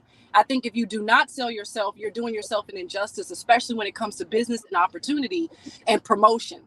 At that time, you don't worry about what people are thinking about. My sister's husband is on dialysis, okay? She was up for a major opportunity. And she was afraid as a woman and as a wife to take that opportunity. She said as she was sitting there, because she didn't want to leave her husband behind, because he's in a medical situation at the moment. And because he's going through, she said she didn't know if she should be selfish and think about herself, or if she should go forth and think about her household. Well, she took a chance on herself for the first time in history at 47 years old, 48. And she decided to think about herself for a change. In this one moment that my sister thought about herself, not only did she get the promotion, they also took care of her husband during the process for her thinking about herself. So it was a win-win for her. The first time in her history thinking about herself and her household. And she felt so good about that decision. because she decided to speak up for herself and do what was right for her for a change. And it even helped her husband as well. And they talked about that. And that was actually a good thing. And he even told her, don't worry about me, going about your business. And she finally did it for herself. And it happened to bless the whole house. So anyway, I just say that, Byron, you bring up a great point. And I think that regardless of what people say or how they treat you, always sell yourself, always speak up for yourself, always know your value and be working on it. And don't worry about what other people are thinking about. And those who want it, who want to be there with you, will be there with you regardless. I love it. I love it. I like that too. I think most people or more people should start building off of people positive instead of highlighting their negative. Because I think if you can build off somebody good attributes, it can make a better household, can make a better business. But us as people, we don't even look at the positive things that they bring to the table. We go directly to the negative things, even though the good things could outweigh the positive things. I mean, the good things could outweigh the negative things, but us as people, we always highlight the negative and come up with every reason why this person can't succeed, every reason why we can't work with this person. That might be the person that you need. You know what I'm saying? I think if we build off of their good things, I think we can make it happen, bro. Absolutely. What do you but think nobody about? Want to talk about that. Facts. What do you think about women, focusing on, because I believe that a lot of women are natural multitaskers and they have a tremendous amount of capacity in terms of the things that they're capable of doing and able to do. But here's the thing, what I've noticed about business, right? And I've noticed about like what men typically, what we are good at is identifying the top three most important things that grow an organization, or the top three things that move the needle. Some women are good at this too, but a lot of times women I believe women have a bigger capacity, so they do more.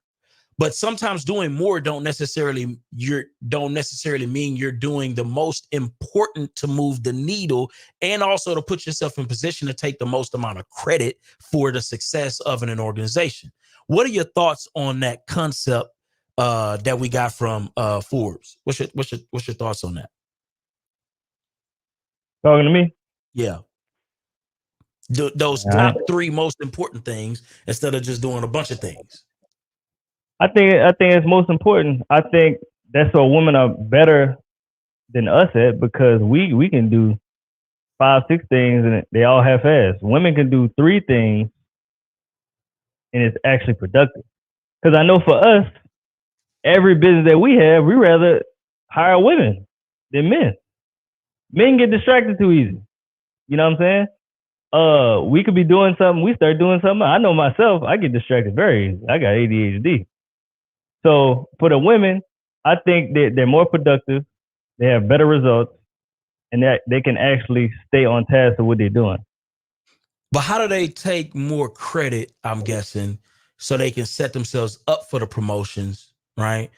And how do they do that? That's what I'm trying to drill down to the concept in this article. So let me go back to this article. It's kind of hard to do that because somebody else trying to step in and act like they did it. But that's what I'm saying. So how do women block that from happening? Because if you don't, that is exactly what will take place. So let's look back at this article real quick. It says, women from their earliest career stages must work strategically and not just diligently. Okay. They should always be asking, is what I'm doing contributing to the organizational impact, and need to look for ways to benefit both their company and its various markets by keeping an eye on the outcome of their activities, not just the activities themselves. Women can thereby increase their corporate effectiveness, and I'm going to include value, by understanding how to focus on the most important things and making sure that you take the damn credit for the most important things. If not, somebody else is going to take your credit while you're distracted doing a billion different things. Gotcha. That's the thing. They have to want to take the credit. That's the first step. They have to want to take the credit. Because culturally, they're taught to not want to take the credit. Thank exactly. you. The moment you speak positive about yourself, you're bragging. The moment you say, Byron, guess what? I got the deal. I'm bragging. The moment, for some people, not y'all, but for a lot of people, the moment I say something positive about myself, she thinks too much of herself. Where's her father? You know, all the negative stuff starts coming. So you've got to want to take the credit before you even step in the door. You've got to stop, drop, and want to take the credit. Because when you don't want to stop, drop, and want the credit, then you automatically are giving it away anyway. So do you want the credit for your works? Yes, I do. Yes. Then if you want the credit for your works, what do? You put your logo on it. You put your name on it. Isn't that what men want to do? They want to put their name on it all the time. They want their name everywhere. And that's good. That's actually an awesome sign. You can take some of those masculine principles, keep your feminine energy, okay? Keep your feminine energy and still brink on your masculine principles that are naturally inside of every woman and man. We all have both. You can take those energies and use them to your benefit. You have to want it though, Byron. Some women are not only taught that they shouldn't want it, they really just don't even want the credit. It's okay. It's okay. It's okay. It's not okay, because it's only okay until it's not. So you have to want the credit, number one. Once you want the credit, you'll start doing more things to take the credit. You don't have to brag to everybody about what you did. Matter of fact, you can keep it very confidential. You can write an agreement about your ideas and your concepts, and you can submit that document in, and you can document that, get that notarized, and mail it to yourself. That way you know who had the credit. Because every time somebody says I pull out a piece of paper and I put it on the table and say, who?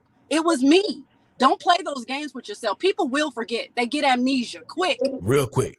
Right? Cognitive amnesia is what I you call it. You gotta want it, number one, and number two, put it on paper for yourself, especially when you know it's bringing value. I used to run a department that brought in 40% of the overall business to Cardis relocation. There were 5 of us, and only 2 of us were doing work, and I was one of the people. I remember this very well. Matter of fact, I put in my 2 weeks notice when I found out that I was doing 60% of the work for 40% of the entire corporate business. This is a $1 billion company. How dare you people? I was enraged. I was mad. I was crying. I was frustrated. I had a whole miscarriage behind the stress of the work that I was doing and lost a whole baby. I almost sued these people. They let me sit there and do all that work. They let me. And guess who was to blame? Me for being stupid and doing all the goddamn work. And I didn't even want the credit at the time, Byron. I didn't want the credit. I didn't care. Was it working? Yes. Did we have a paycheck? Yes. Did the lights come on in the company? Yes. That's all I cared about. I was making my money. I was paying my bills. My husband and I were raising our daughter. That was simple for me.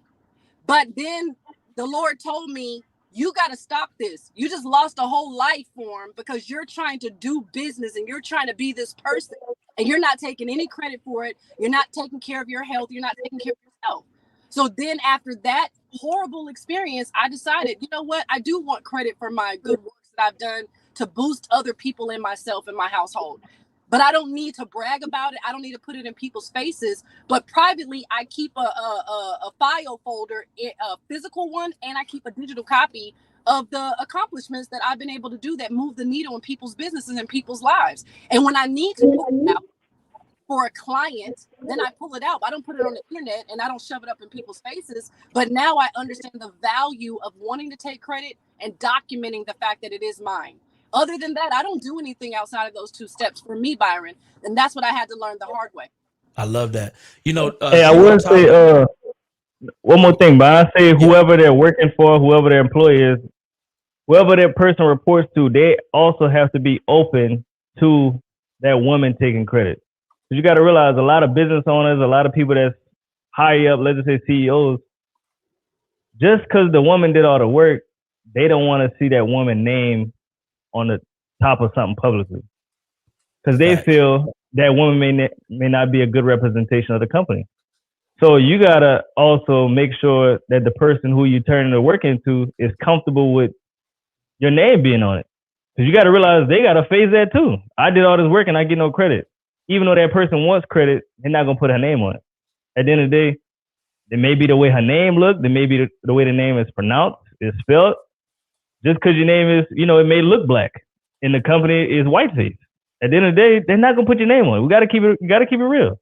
Well, but you know what? In that instance, O'Neal, then keep it short.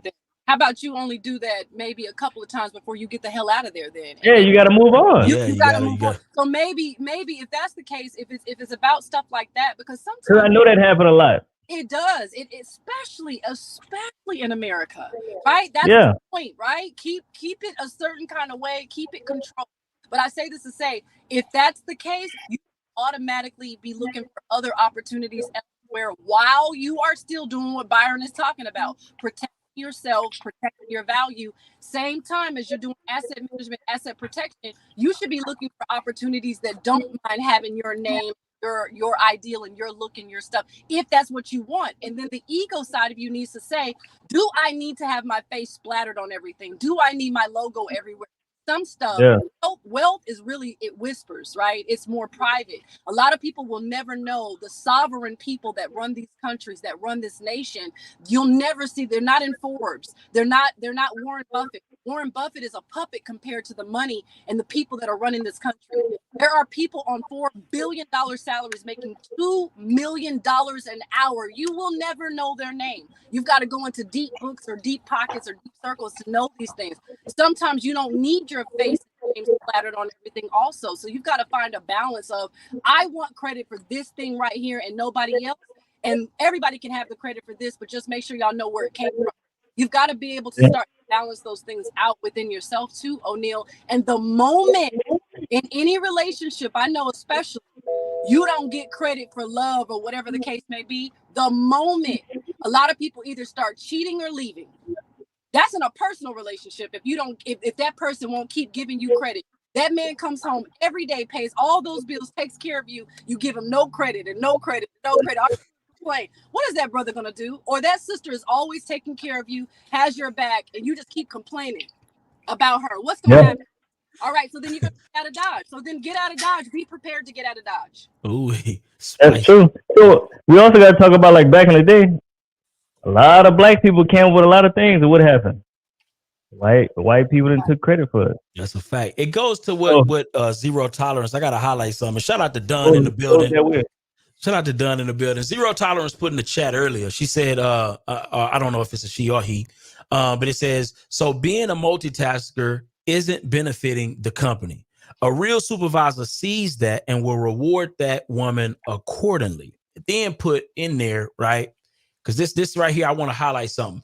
And then it says, hold on, let me see. And then she said, let the multitasker leave the office and let's see how that turns out. Facts. Listen, multitaskers are extremely valuable to a company. But what we're talking about is promotion, right? And this is where I want to stick to this, because what the value somebody brings to a company, right?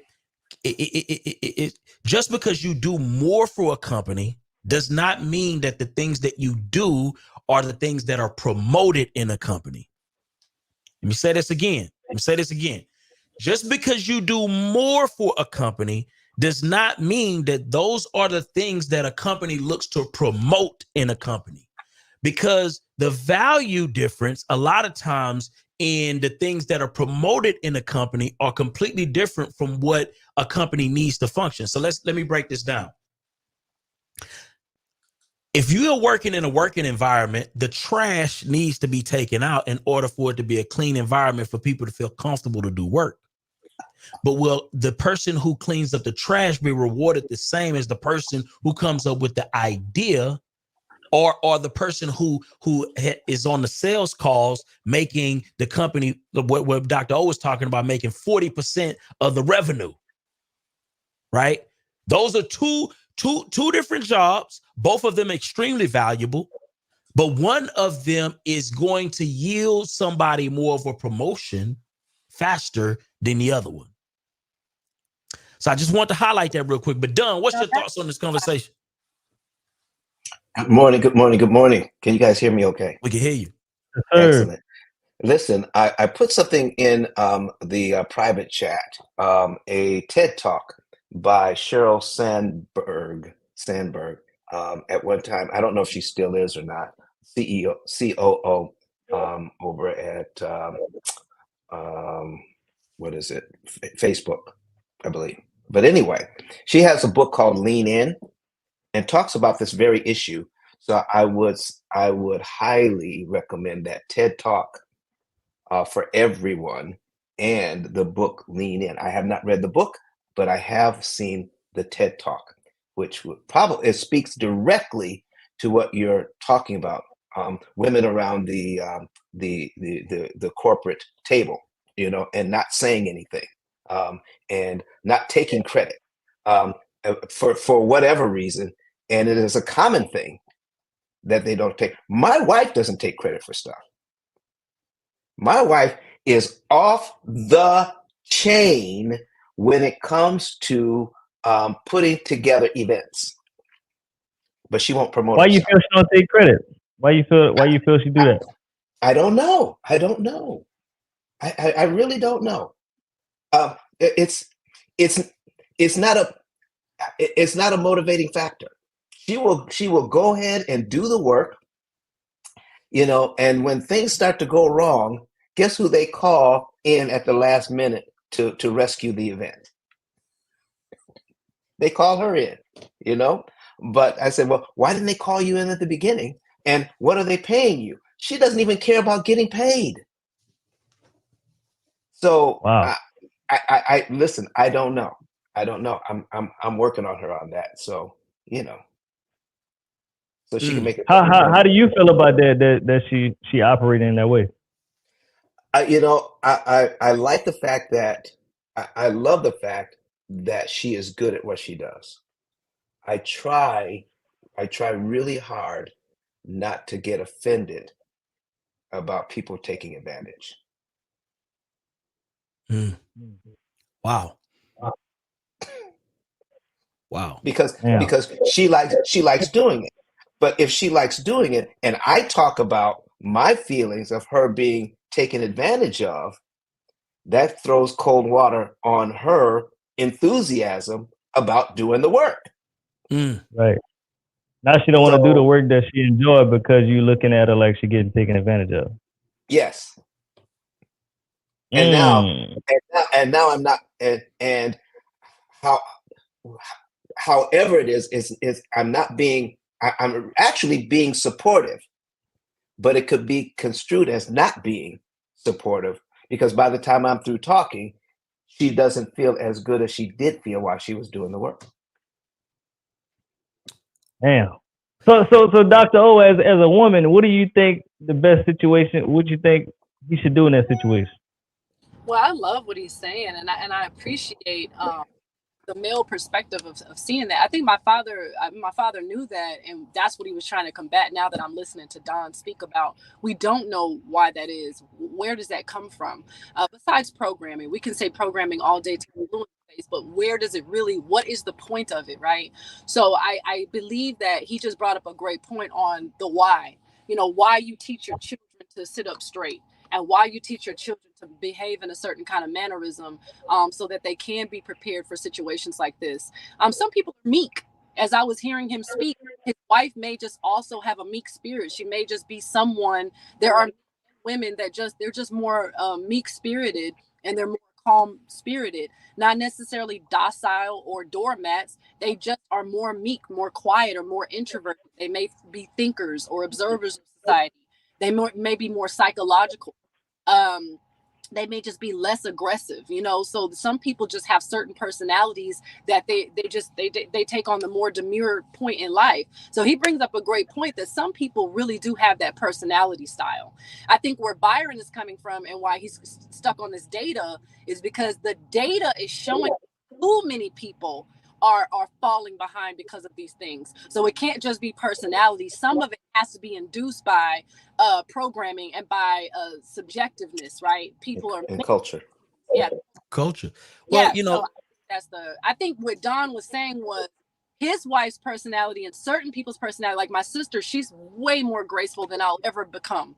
I'm working towards it. I'm striving towards more grace, but she's naturally more grace. I'm working towards something that she is.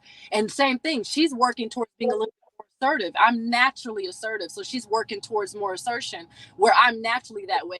So Don is bringing up a point that some people's personalities feed into data as well, Byron. So it kind of speaks to the point that we opened the show up on, right, Dr. O? And I want to get you guys' take on this as well. So it says, you know, religion in women's lives. And I look at this not just from a religious standpoint. I want y'all to also, when I say religious, just go ahead and add culture in this as well, right? Because we got a million different religions all over the world, right? So I don't want to make it just, I don't want us to just get stuck on religion when I believe it is 100% culture. So it says it says religion in women's lives worldwide. At a glance, the condition of women in religion across the globe often appears bleak. Religious systems foster and promote the power and voices of men at the expense, listen to me, at the expense of women who make up the majority of inheritance, right? Long-standing traditions and cultural or familial ties often make it difficult, if not impossible, for women to speak or to act on their own behalf. So what I take from this is, culturally or religiously, we have, in a lot of ways, view women as inferior. And women, I believe, have adopted an inferiority complex as well in society. But the reason why this is so important is because when we went over to the Pew Research, I'm going to go back to this because this is important, because then I got to go somewhere else with this, because this is going to be critically important. When we go over to this Pew Research, right, and we look at the data from that standpoint, and we see that as women have become more and more active in society. Hold on one second. Let me find this article. Let me pull this up. Well, we have seen that women have become more and more active in society, right? Look at what has happened. Look at what has happened. So we have culturally and religiously dumbed women down to almost nothing, to an extreme level of inferiority, and women have almost bought into it. And it's starting to resurface again with a lot of the red pill talking points. We're going back to trying to put women back in a bottle, right? And silence women and diminish women's abilities. But look at what has happened as we have opened the door for women to be able to be successful. Well, you know, women have grown from 2%, right, to 25% in the Senate, right? In the House of Representatives, they've grown from 2% to 28%, right? Let's look at the CEOs, right? Fortune 500 CEOs from 0% in 1995, wasn't that long ago, to 10%, to over 10%, right? So my question is,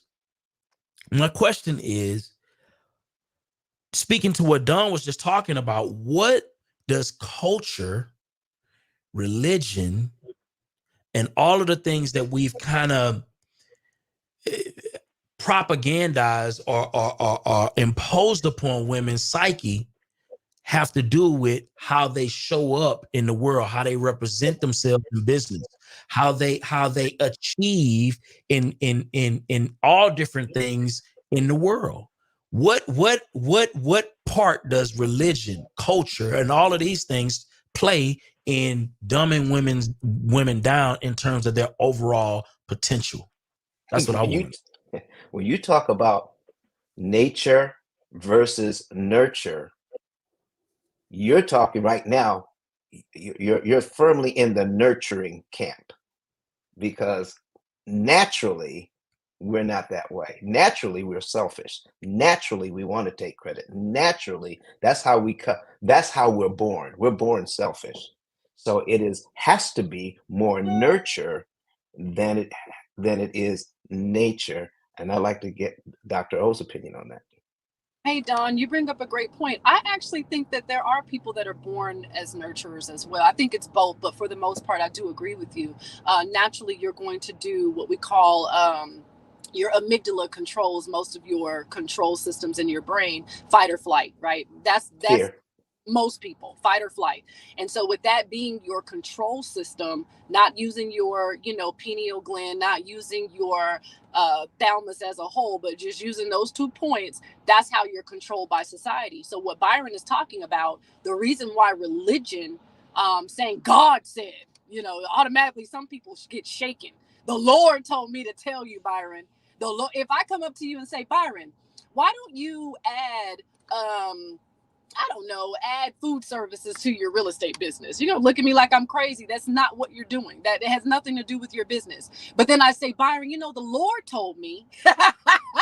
It puts a different spin. It's in the Bible that women are such and such and supposed to. It's in the Bible. The Bible says, And so when you start putting these epithets and these powers, and you put this authority, right, on this thing, you can control the mind a lot better. So how about me tell you that your creator told me that I can have multiple wives? Your creator told me that I could such and such. Your creator said that you are the inferior. It's God, man, woman, child. The Bible says it. The Lord says.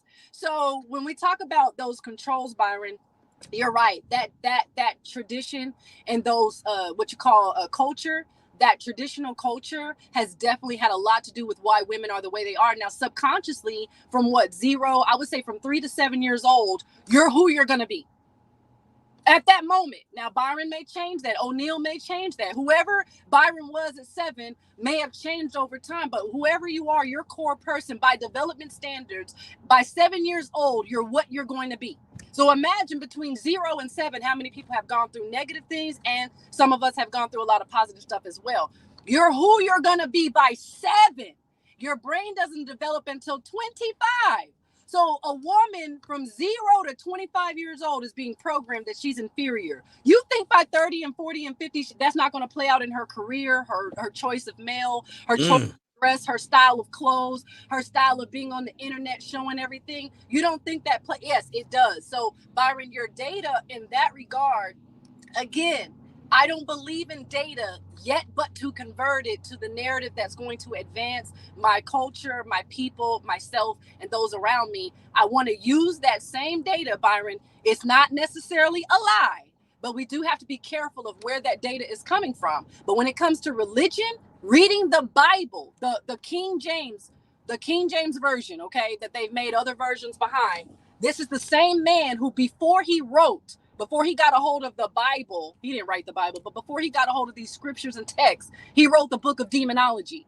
How the hell did this man know about demons so well to write a book thicker than the Bible about demons, and then come back and write the Bible years and years and years later, wrote the Bible? And he's the one who's controlling the narrative of what women are supposed to be doing. Okay, so we've got to think about source when we think about data.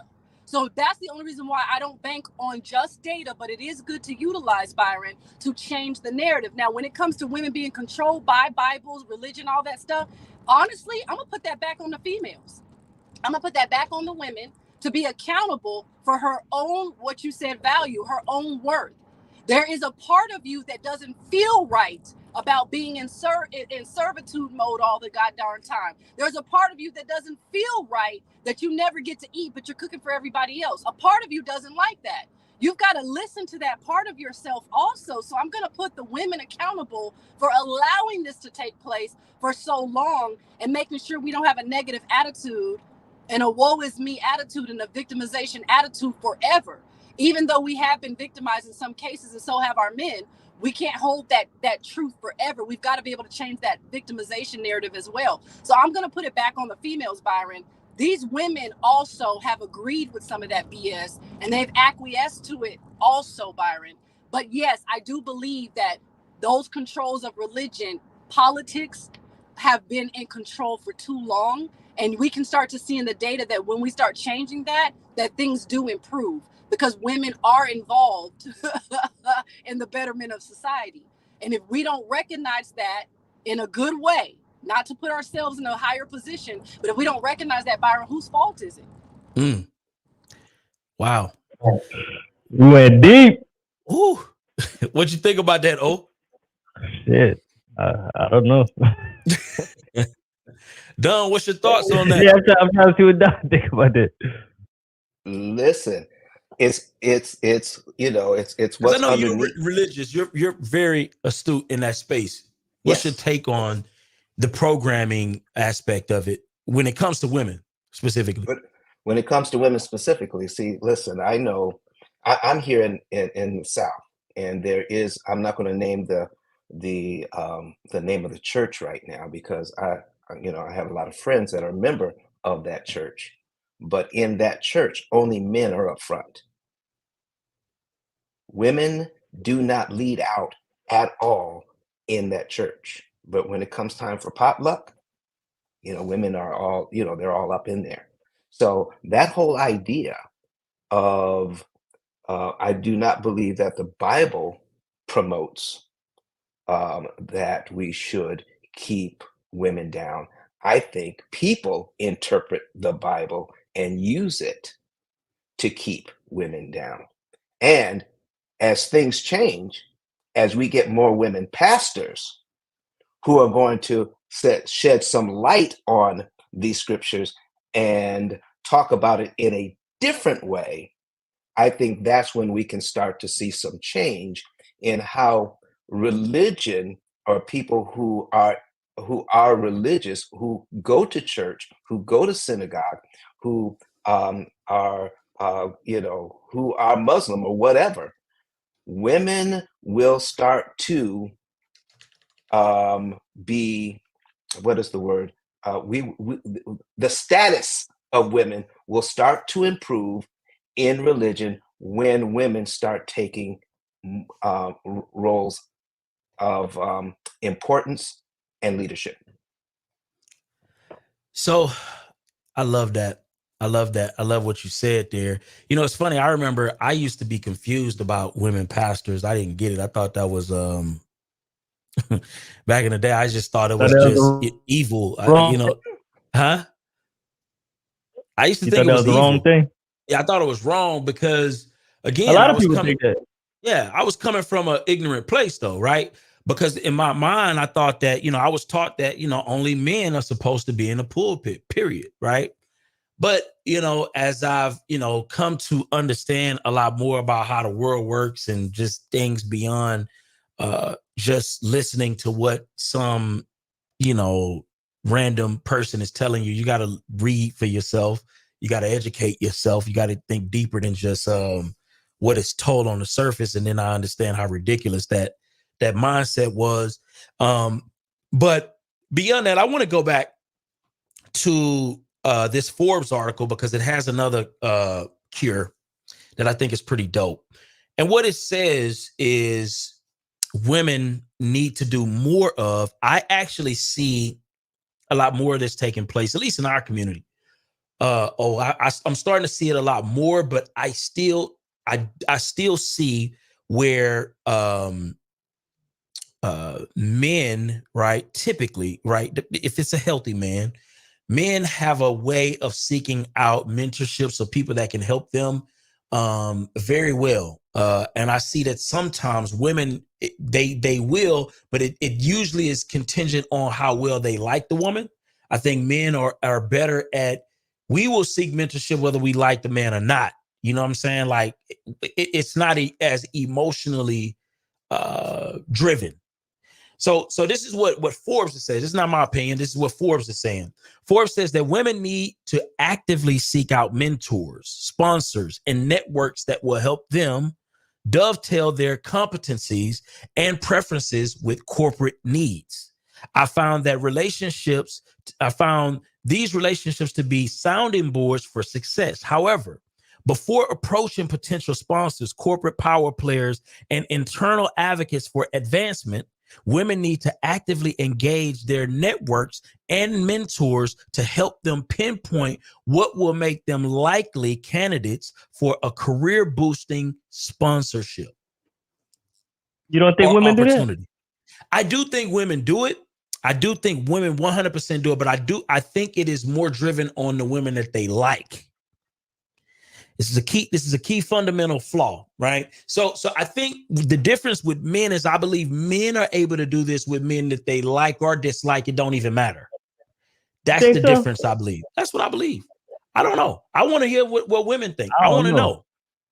I want to know, Byron. I don't know. let's I don't talk know, about man. it. This is what Forbes say. As an athlete, Forbes is skewed again. Let's talk about it. I don't care about what anybody is talking about. Data is not always super dependent. I could study 18 different species of animals and 18 different episodes where they could be the same. I could use data and I could go to one neighborhood and that data would be drastically changed in another neighborhood. Data is not the God of all, right? The DNA in you, your ancestors, your trillions and billions of ancestors gave you maybe 1%, 2% of so-and-so. So data can change at a whim. So no, I don't believe in data as a doctor, to whoever's upset about the fact that I don't believe in data. But I do believe in utilizing data, as Byron is saying, so we can have these type of conversations and see what we can do about it. Now, Byron, I don't know about that. As an athlete, I didn't like maybe one of my coaches. And I played basketball, volleyball, and I ran track and I did cross country.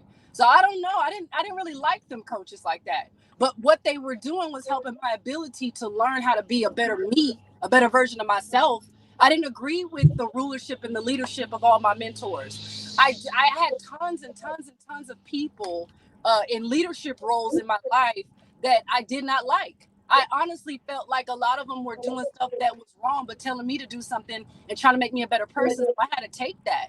So that's me. I can't speak for every female, but I have seen a lot of women that I've met, countless women that have mentors and people that they don't like, but they also are searching out for people that they will feel a little bit more comfortable with. I do agree that women may sometimes rely on their emotions more than they rely on their logic, based off of design and construction, as you're talking about, Byron. Logic tells us it doesn't matter if it's black or white. If it's right, let's do it. And emotion tells me something's off about this heifer and I don't want to be doing business with her because eventually she's going to hurt me. So both of them balanced out or be very helpful. And utilizing that intuition and that inner knowledge or that emotional intelligence can save your life. Because some of these mentors or leaders or people in leadership position may not be beneficial for you over time, but they may be beneficial for you for the moment. But you realize that this woman talks down to you and she's condescending because she's trying to put herself in a better position. I was with a woman for 18 years and she was extremely condescending. And she was very, very, very put down to me. For 18 years, she did this. But I knew I had a personal goal and what I wanted to do, and I didn't stay up under her. The more she got condescending, the more I would distance myself. The more I started seeing her jealousy and her envy, I would distance myself. But I still understood my mission and my purpose and my goals and what I needed to do spiritually and internally for myself as well. And I eventually left the whole nest and went on about my business after 18 years. Okay, of knowing this person. And not all 18 years was I directly up underneath her, but for the first 5 to 6 years, I was right underneath. Wherever she was stepping, I was stepping. I didn't care about her. I dismissed her condescending tone. I knew who I was. I didn't care about her jealousy and her negativity and all the weird stuff, them talking about me in my face and behind my back. I'm so used to women doing me like that from birth to now that it didn't faze me at that moment, because I had a goal and I was trying to accomplish something in her life and in my own. Because I was there to support and help her, because I knew nobody was going to help her and support her the way that I could. This is what I thought about myself, my ego. This was my ego telling me this. And after a while, once my ego subsided, then I started to realize, REALEYES, that what I learned was not to be her. Whenever I was in a leadership position, in an authoritarian position, don't be her. Don't be like her. Don't condescend people. Don't backhand compliment people. Don't talk about people negatively in their face or behind their back. Don't hire people you don't like. If you don't like them that much, you got to put them down and talk to them crazy. You shouldn't be around them. But then I found out about her story and what she experienced as a child, the rape and molestation and the abuse and the this and the that. And I said, oh, okay, that's where it's coming from. I started to learn her as a human being, and I stopped worrying about what we were doing in business. I started getting to know her personally. And then for 18 years, I recognized, and I love her completely to this hour, but I know that this came from some darker space in her life.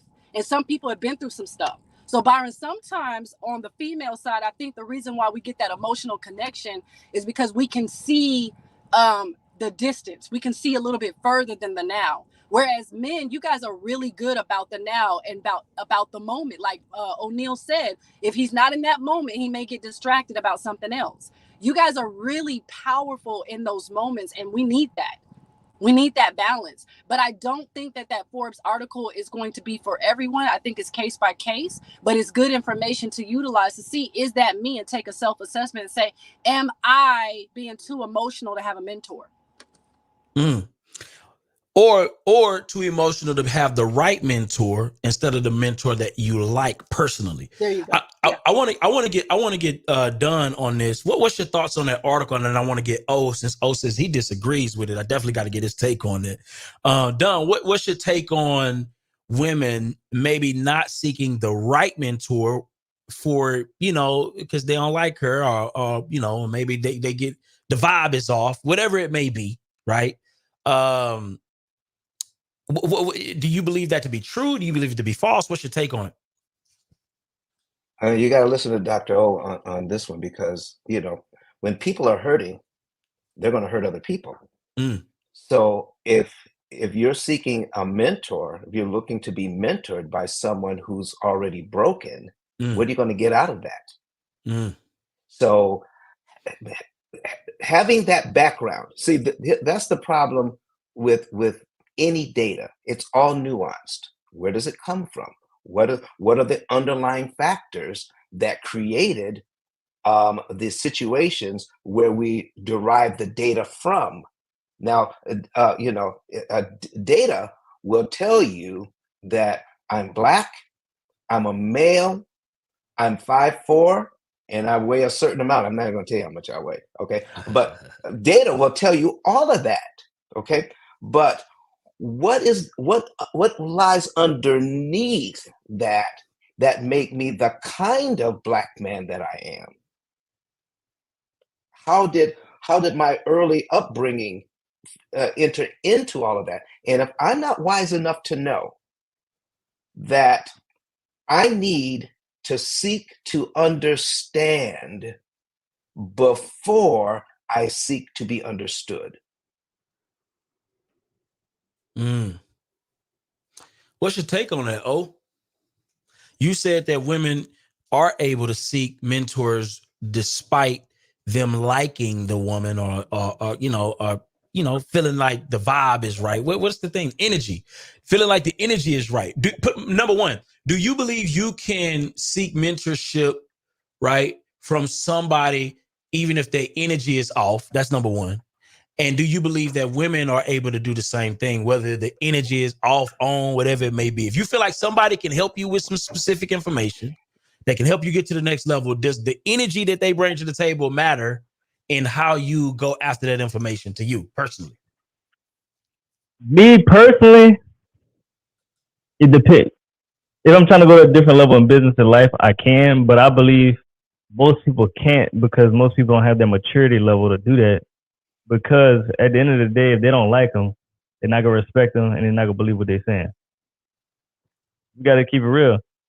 But, if you really trying to go to a different level and different place in business, and what they're saying actually makes sense, of course, you got to remove that ego, remove what you don't like about them, take the information and go to the next level. But that's not very common that people are going to do that. That's just how I feel. Why is that? Because if they don't like them, most times they're not going to respect what they're saying. They're not going to really pay attention, because while they're speaking to them, whatever, they're just in a negative space. Like, I don't even understand why I paid to listen to this person. I don't even like them or what they're saying. Like, so, put in the chat. All we need a poll up. Would you pay somebody who you don't like to gain information? I don't think. Yeah. What's your thoughts about that, Don? I don't think a lot of people would do that. Listen, a small percentage would. No, there was a time I would not. There was a time I would not. Yeah, so I'm the same way. At the time, I wouldn't, but now in my life, as getting more mature in business, and now I want to go to the next level, I understand that's part of it. But most people are not at that point. That's right. It's called eat the meat, throw away the bone. Do Do you have something? Do you have something I need? Am I mature enough to come to you and even pay you for something, even if I don't like you? But you have the information. You have what I need to go to the next level. Oh yeah. There's different levels. Yeah, there's different Yeah. levels. Most Yeah. people Now I that's can. not, Oh no. I Now I think, can do it. But yeah, I think most people that's under the six-figure mark in their business not gonna do that. Wow. I'm just being honest because they're not at that level maturity wise, and they're not probably around those people that's at high levels. Because people at high levels, they don't care you black, brown, you ugly, you fat. If you got the information I need, I'm gonna go ahead and pay you because I'm trying to go to the next level. It's just like that. Yeah. Well, you know, the thing is, so I deal with a lot of people in my business. Do you think that every white person I deal with would actually invite me over to dinner? But Hell no. but they pay me for my information. Yep. Okay. That's So just how it is. listen, I do not want to get it twisted. Okay. They're your client. They're not your friend. Exactly. But I think where Byron is coming from when it comes to, I agree with you, Doug, but I think where Byron is coming from is a sense of, are we allowed to hold us back? Are women or people who have to like their mentor, are you allowing that to hold you back? And I think where the article is trying to inject, if you look behind it, what it's trying to say is asking the question, do you have to like the person getting the information from, and do you have to like your mentor in order for you to grow? And when it comes to females, for them, likability is one of the top tier reasons on why they grow or advance, because a lot of women, in the article is stating that they don't go after mentorship in that regard, or they're not taught to go after mentorship in that regard. And so with that being stated, Byron, to the point of the article, I think I agree with the points of liking your mentor. As O'Neill is saying, I'm not going to learn if I don't like what I'm hearing or I don't like what I'm saying. It's distracting, right? It's hard for me to focus. I don't You're even not like gonna pay attention. Yeah, I don't even like you. So why would I listen to you? There's people, I'm just talking and people just won't like it. They're not going to listen. I could tell them, oh, I'll make you a millionaire tomorrow. I'll whatever, or I'll grow your business 10X, or I'll whatever you go to mentors for, right? I'll help you organize your paperwork or whatever. They don't like me. They're not going to listen. A lot of my students that come to me, or people that come to me, like me as a person, and they listen to me and they come back and tell me years and years later, oh my goodness, because of this, or because of you, I was able to such and such. Or at that time, there was a gentleman that told me he always had nasty girls. He would always do I don't know if you guys know this, but like some people do a reel and they'll put like a sexual photo up to catch people's attention, and then they'll go into the reel. And I called him one day fussing and yelling and just upset, like, why the hell do you keep on exposing these women before you're real and blah, blah, blah. And he told me it catches people's attention. My numbers are growing. I'm growing my status. I said, so you're pimping women to do the thing? He said, yes, I am. And he didn't care about how I felt about it. I'm using these sexy women to capture the audience so I can tell them about the business that I have, right? So we had that conversation. And I told him how I felt about it. He told me he wasn't going to change it. And maybe 6 months later, he started an organization where now he goes into the strip clubs and helps women start their businesses if they want to get out of the strip club. And he emailed me a couple of days ago and told me it was because of our conversation, right? So I said that to say we like each other, though. We like each other, though, right? So even though I was fussing and upset that he was exposing and using women in that way and exploiting females, I like him as a person, or else I wouldn't have even called him and told him. And he liked me enough, even though he was upset and stood his ground as a man, he wasn't going to change it. And to this hour, he has not changed it, by the way. But he does now have a whole program to where he not only helps those women in the sex industry, he helps their children build their businesses as well because of our discussion. So likability is important for some, but for others, it's not.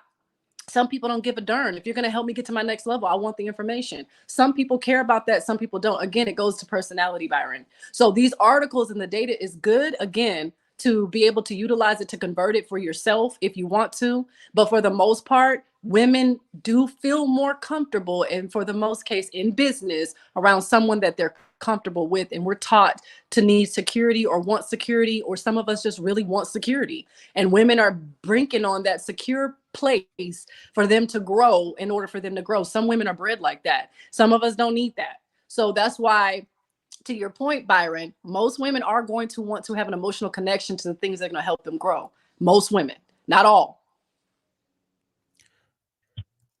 Why do you feel that way, Byron? Why do you feel people, and we're talking about the majority of people, even though they don't like that person, they'll buy their course on mentorship? Well, because at the end of the day, it's about purpose, right? For me, it's always about purpose. My purpose supersedes my feelings in the moment every time. I believe that my purpose is... So you talking about you, or you talking about the majority of people? I'm talking about me, right? But I think that, Kiki put it in the chat, right? She put in the chat earlier. She said that if the energy is off, her intuition is going to tell her to go the other direction, period, right? Yeah. Now, I can understand that from a friendship standpoint. Like if we kicking it, we cool. Some people it's like that, right? You got to have that friendship, that deeper connection for that friendship. But what I've come to realize is that every relationship isn't meant to be a friendship. Some relationships are meant to be just acquaintances. Some relationships are just meant to be what do they call them? Some relationships just aren't meant to go that deep, and that's okay. And at the end of the day, if you're moving from a place of purpose, in my opinion, I believe that you should be able to supersede all of the little micro nuances that take place. Because at the end of the day, man, I'm really looking at a bigger goal. I'm really looking at a bigger picture, and how can I get there faster to serve whatever goal or purpose I'm trying to accomplish? Because typically, your purpose should be bigger than you. Your purpose should serve a lot of people, right? And in order for you to serve people at that capacity, sometimes you have to see beyond or move beyond the energies that may be off, or the intuition that may tell you that you know something is off about this person, or whatever that may be. That's just my thoughts, you know. Don, what do you think about that? Oh, what you think about that?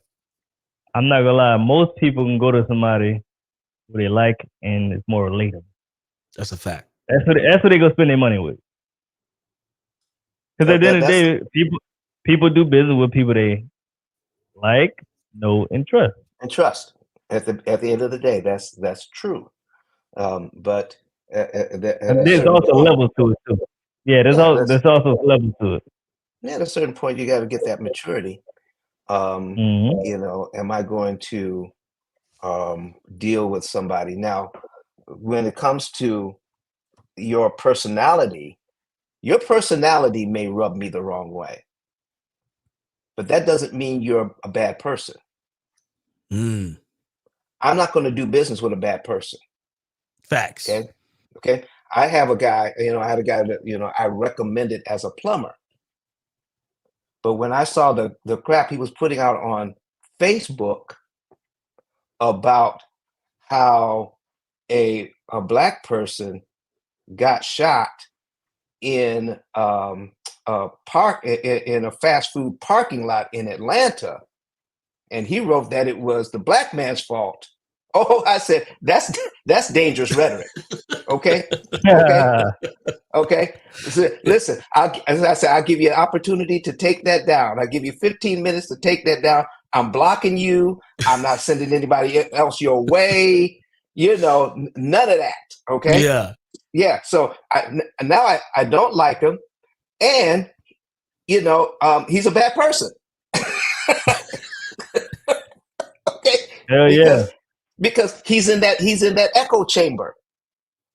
You might end up in that hole that he's doing them new piping in. There you go. See, I can. There are people that I can go wrong, that I don't get along with, but it doesn't mean that they're a bad person, and we need to be able to tell the difference. Wow, that's it. I love it. Listen, I'm gonna say this one real quick, and then we're gonna get ready to close out. But I got to get this one off. It was from the Forbes article, and you could chew on this for yourself. We're not gonna break it down and get too deep with it because we're running out of time. but I did not want to lead a conversation without at least sharing this. But it says that this is another antidote or another cure or solution, however you want to say that. But it says that women at all levels need to believe in themselves and have the confidence to show up and be noticed by their managers, their peers, and senior executives. They need to realize that the greatest risk lies in not stepping up. Women must also acknowledge that perfectionism is not an option. Perfectionism as a solitary and inward process can sabotage career advancement. Instead, women must embrace an upward approach, working collaboratively to achieve corporate goals. And when they say corporate goals, again, we got to remember, yes, we appreciate you taking out the trash. Yes, we appreciate you cleaning up behind the desk. Yes, we appreciate you keeping peace between the co-workers. But at the end of the day, every single company's objective is always to produce a profit. And the more inclined you are to adhere to the profit producing activities, a company is always going to value you. They're always going to promote you, not because but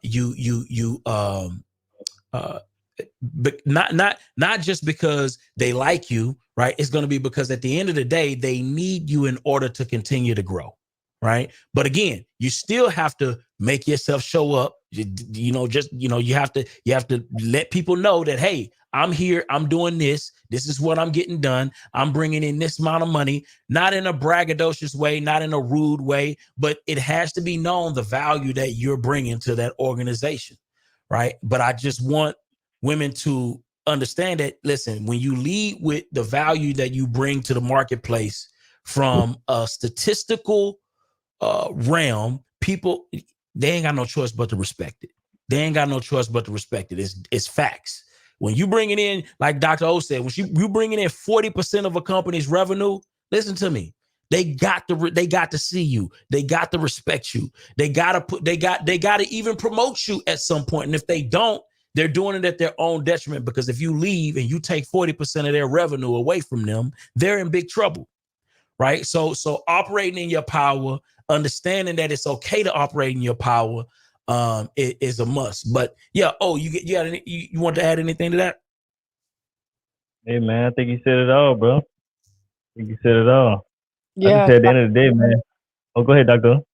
No, I was saying that's it. That he laid it out. I mean, that's why I love the articles and stuff. I just don't subscribe to all the negative parts. So I want to fix all the negative parts, Byron. We can do it. I know. I say this, we appreciate you there, Doctor. Oh, you said some real stuff, man. You got some great feedback in the comments too. You know, you got some negative comments, you got some good comments, you know. You got all of it. Yeah. I say all comments are good comments. It was some triggering going on. Yeah. I know. It's my voice. It's my golden photo. I try to put on my camera, y'all. Next time I will. I literally been over here in the light, ring light in my eyes, going blind, trying to put my camera on. It was something with my phone. But next time I'll come on camera as well. But I think this was great. And Byron, I absolutely love your data. Just for all the people that think I don't love data, I just think that we can use the data and we can change it. That's all. I respect. Definitely need to change it. We definitely need to change it. Today was a good show, man. Don, we appreciate you as well, man.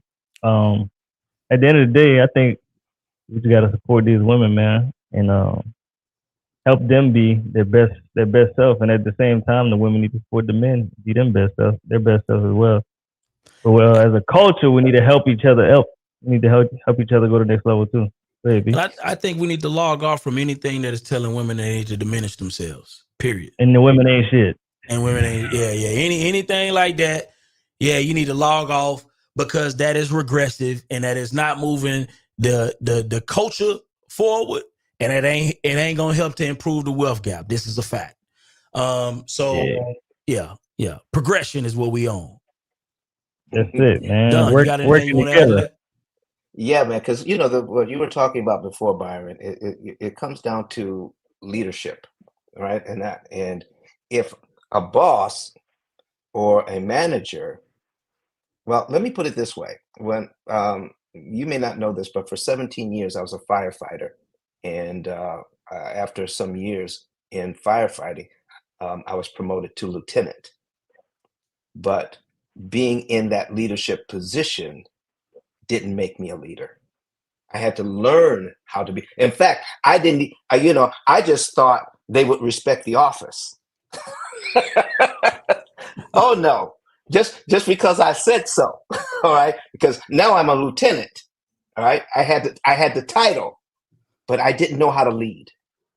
And so in my business, I learned from that situation. In my business, I needed to learn how to lead and to develop other leaders who work for me, knowing that if I develop them, they may not be here that long. Okay, because they're going to go off and do something even greater somewhere else. But for my direct assistant, every time we close a deal, she gets a bonus. Every time we close a deal, she gets a bonus. So the more deals we close, the more bonus money she makes, and she already makes a great salary. Okay, and so once we start doing that, she gives. Do you know how many compliments I get from my clients that said, they're getting 5-star customer service? I'm kind of wondering if it's tied to that bonus somehow. Might be. She working at her best because you appreciate her effort. Yeah. That's usually how it go. But man, look, man, make sure, shout out to Zero Tolerance, man. We appreciate you. I just wanted to say, great show. This is amazing. I'm proud of y'all. All them statistics, those was great. I just wanted to show up and show out for NSC. That's all. I'm here. Hey, we love you. We appreciate you. We appreciate you. We wouldn't be great without a woman right there. That's a fact. I tell you right now, this stuff will not be good if you ain't have Ruben. That's a fact. You know what I'm saying? But man, make sure y'all join the membership, man. Join the community. We got 3 different levels. The join button is right next to the subscribe button. Let's get them likes up, man. If y'all don't mind, man. I think we need to get to about 60, 65 likes before we get out of here. Y'all can help us with that. But join the community. They got 3 different levels. They got legacy, visionary, and trailblazer. Each one come with different things, but all of them you get a discount on the merch. Make sure you hit that button, hit the join button, hit the subscribe button, hit the like button. And we appreciate y'all, man. We appreciate y'all waking up early with us at 6:30 a.m. We could be back on Thursday, man. We got the there, go right there. Men failing financially. We're gonna talk about it on Thursday. I think it's gonna be another great conversation. So if you got a guy in your life that's struggling financially, make sure you send them that link. Tell them to tune in. If you're not doing what he's supposed to do, it could be your dad, it could be your brother, your uncle, man. Send them that link, man. We're gonna have a good time. We're gonna teach him how to money up. Yeah. We're gonna do that. Yeah. Teach him how to get his bag up for the new year, man. Yeah. We're getting a bag up for 2024. Facts. Yeah, because a lot of men out here struggling. We got to keep it real. They need some help. And, but we're any final words? We're gonna show him how to get that bag without having to diminish you too. He ain't got to step on your head, huh? No. He ain't got to do that. We're gonna grow together. How about that? That's it. And then we also go teach the ladies how to get their bag up later too. And not throw it in his face. That's it. Yo, I'm toxic. Look, I'm on toxic on the way out. Look, pray for me. Because we said the women don't need the men, bro. So we got to make sure the ladies bag up too. Absolutely. Yeah, man. We out of here, man. We had a great show. We'll see y'all on Thursday, 6:30 a.m. Central Standard Time. Peace. What's up, y'all? So most people struggle with sales. A lot of us in real estate, and we struggle with our sales. We struggle with follow-up. We struggle with leads. And we just basically missing out on deals. For me, I just got on Taskify CRM. They send messages out for you. And look, a lot of us have work. When you get off of work, you have hot leads ready for you. Make sure you check out Taskify CRM. I'm telling you, it automatically replies for you. And look, it sends you multiple messages. Like we talking about drip campaigns, so you're not missing up on the lead follow-up. So make sure you check out Taskify CRM. Use coupon code No Stingy Energy to get 10% off. I'm about to show y'all inside my CRM so I can see how it really works. Make sure y'all check it out. Peace.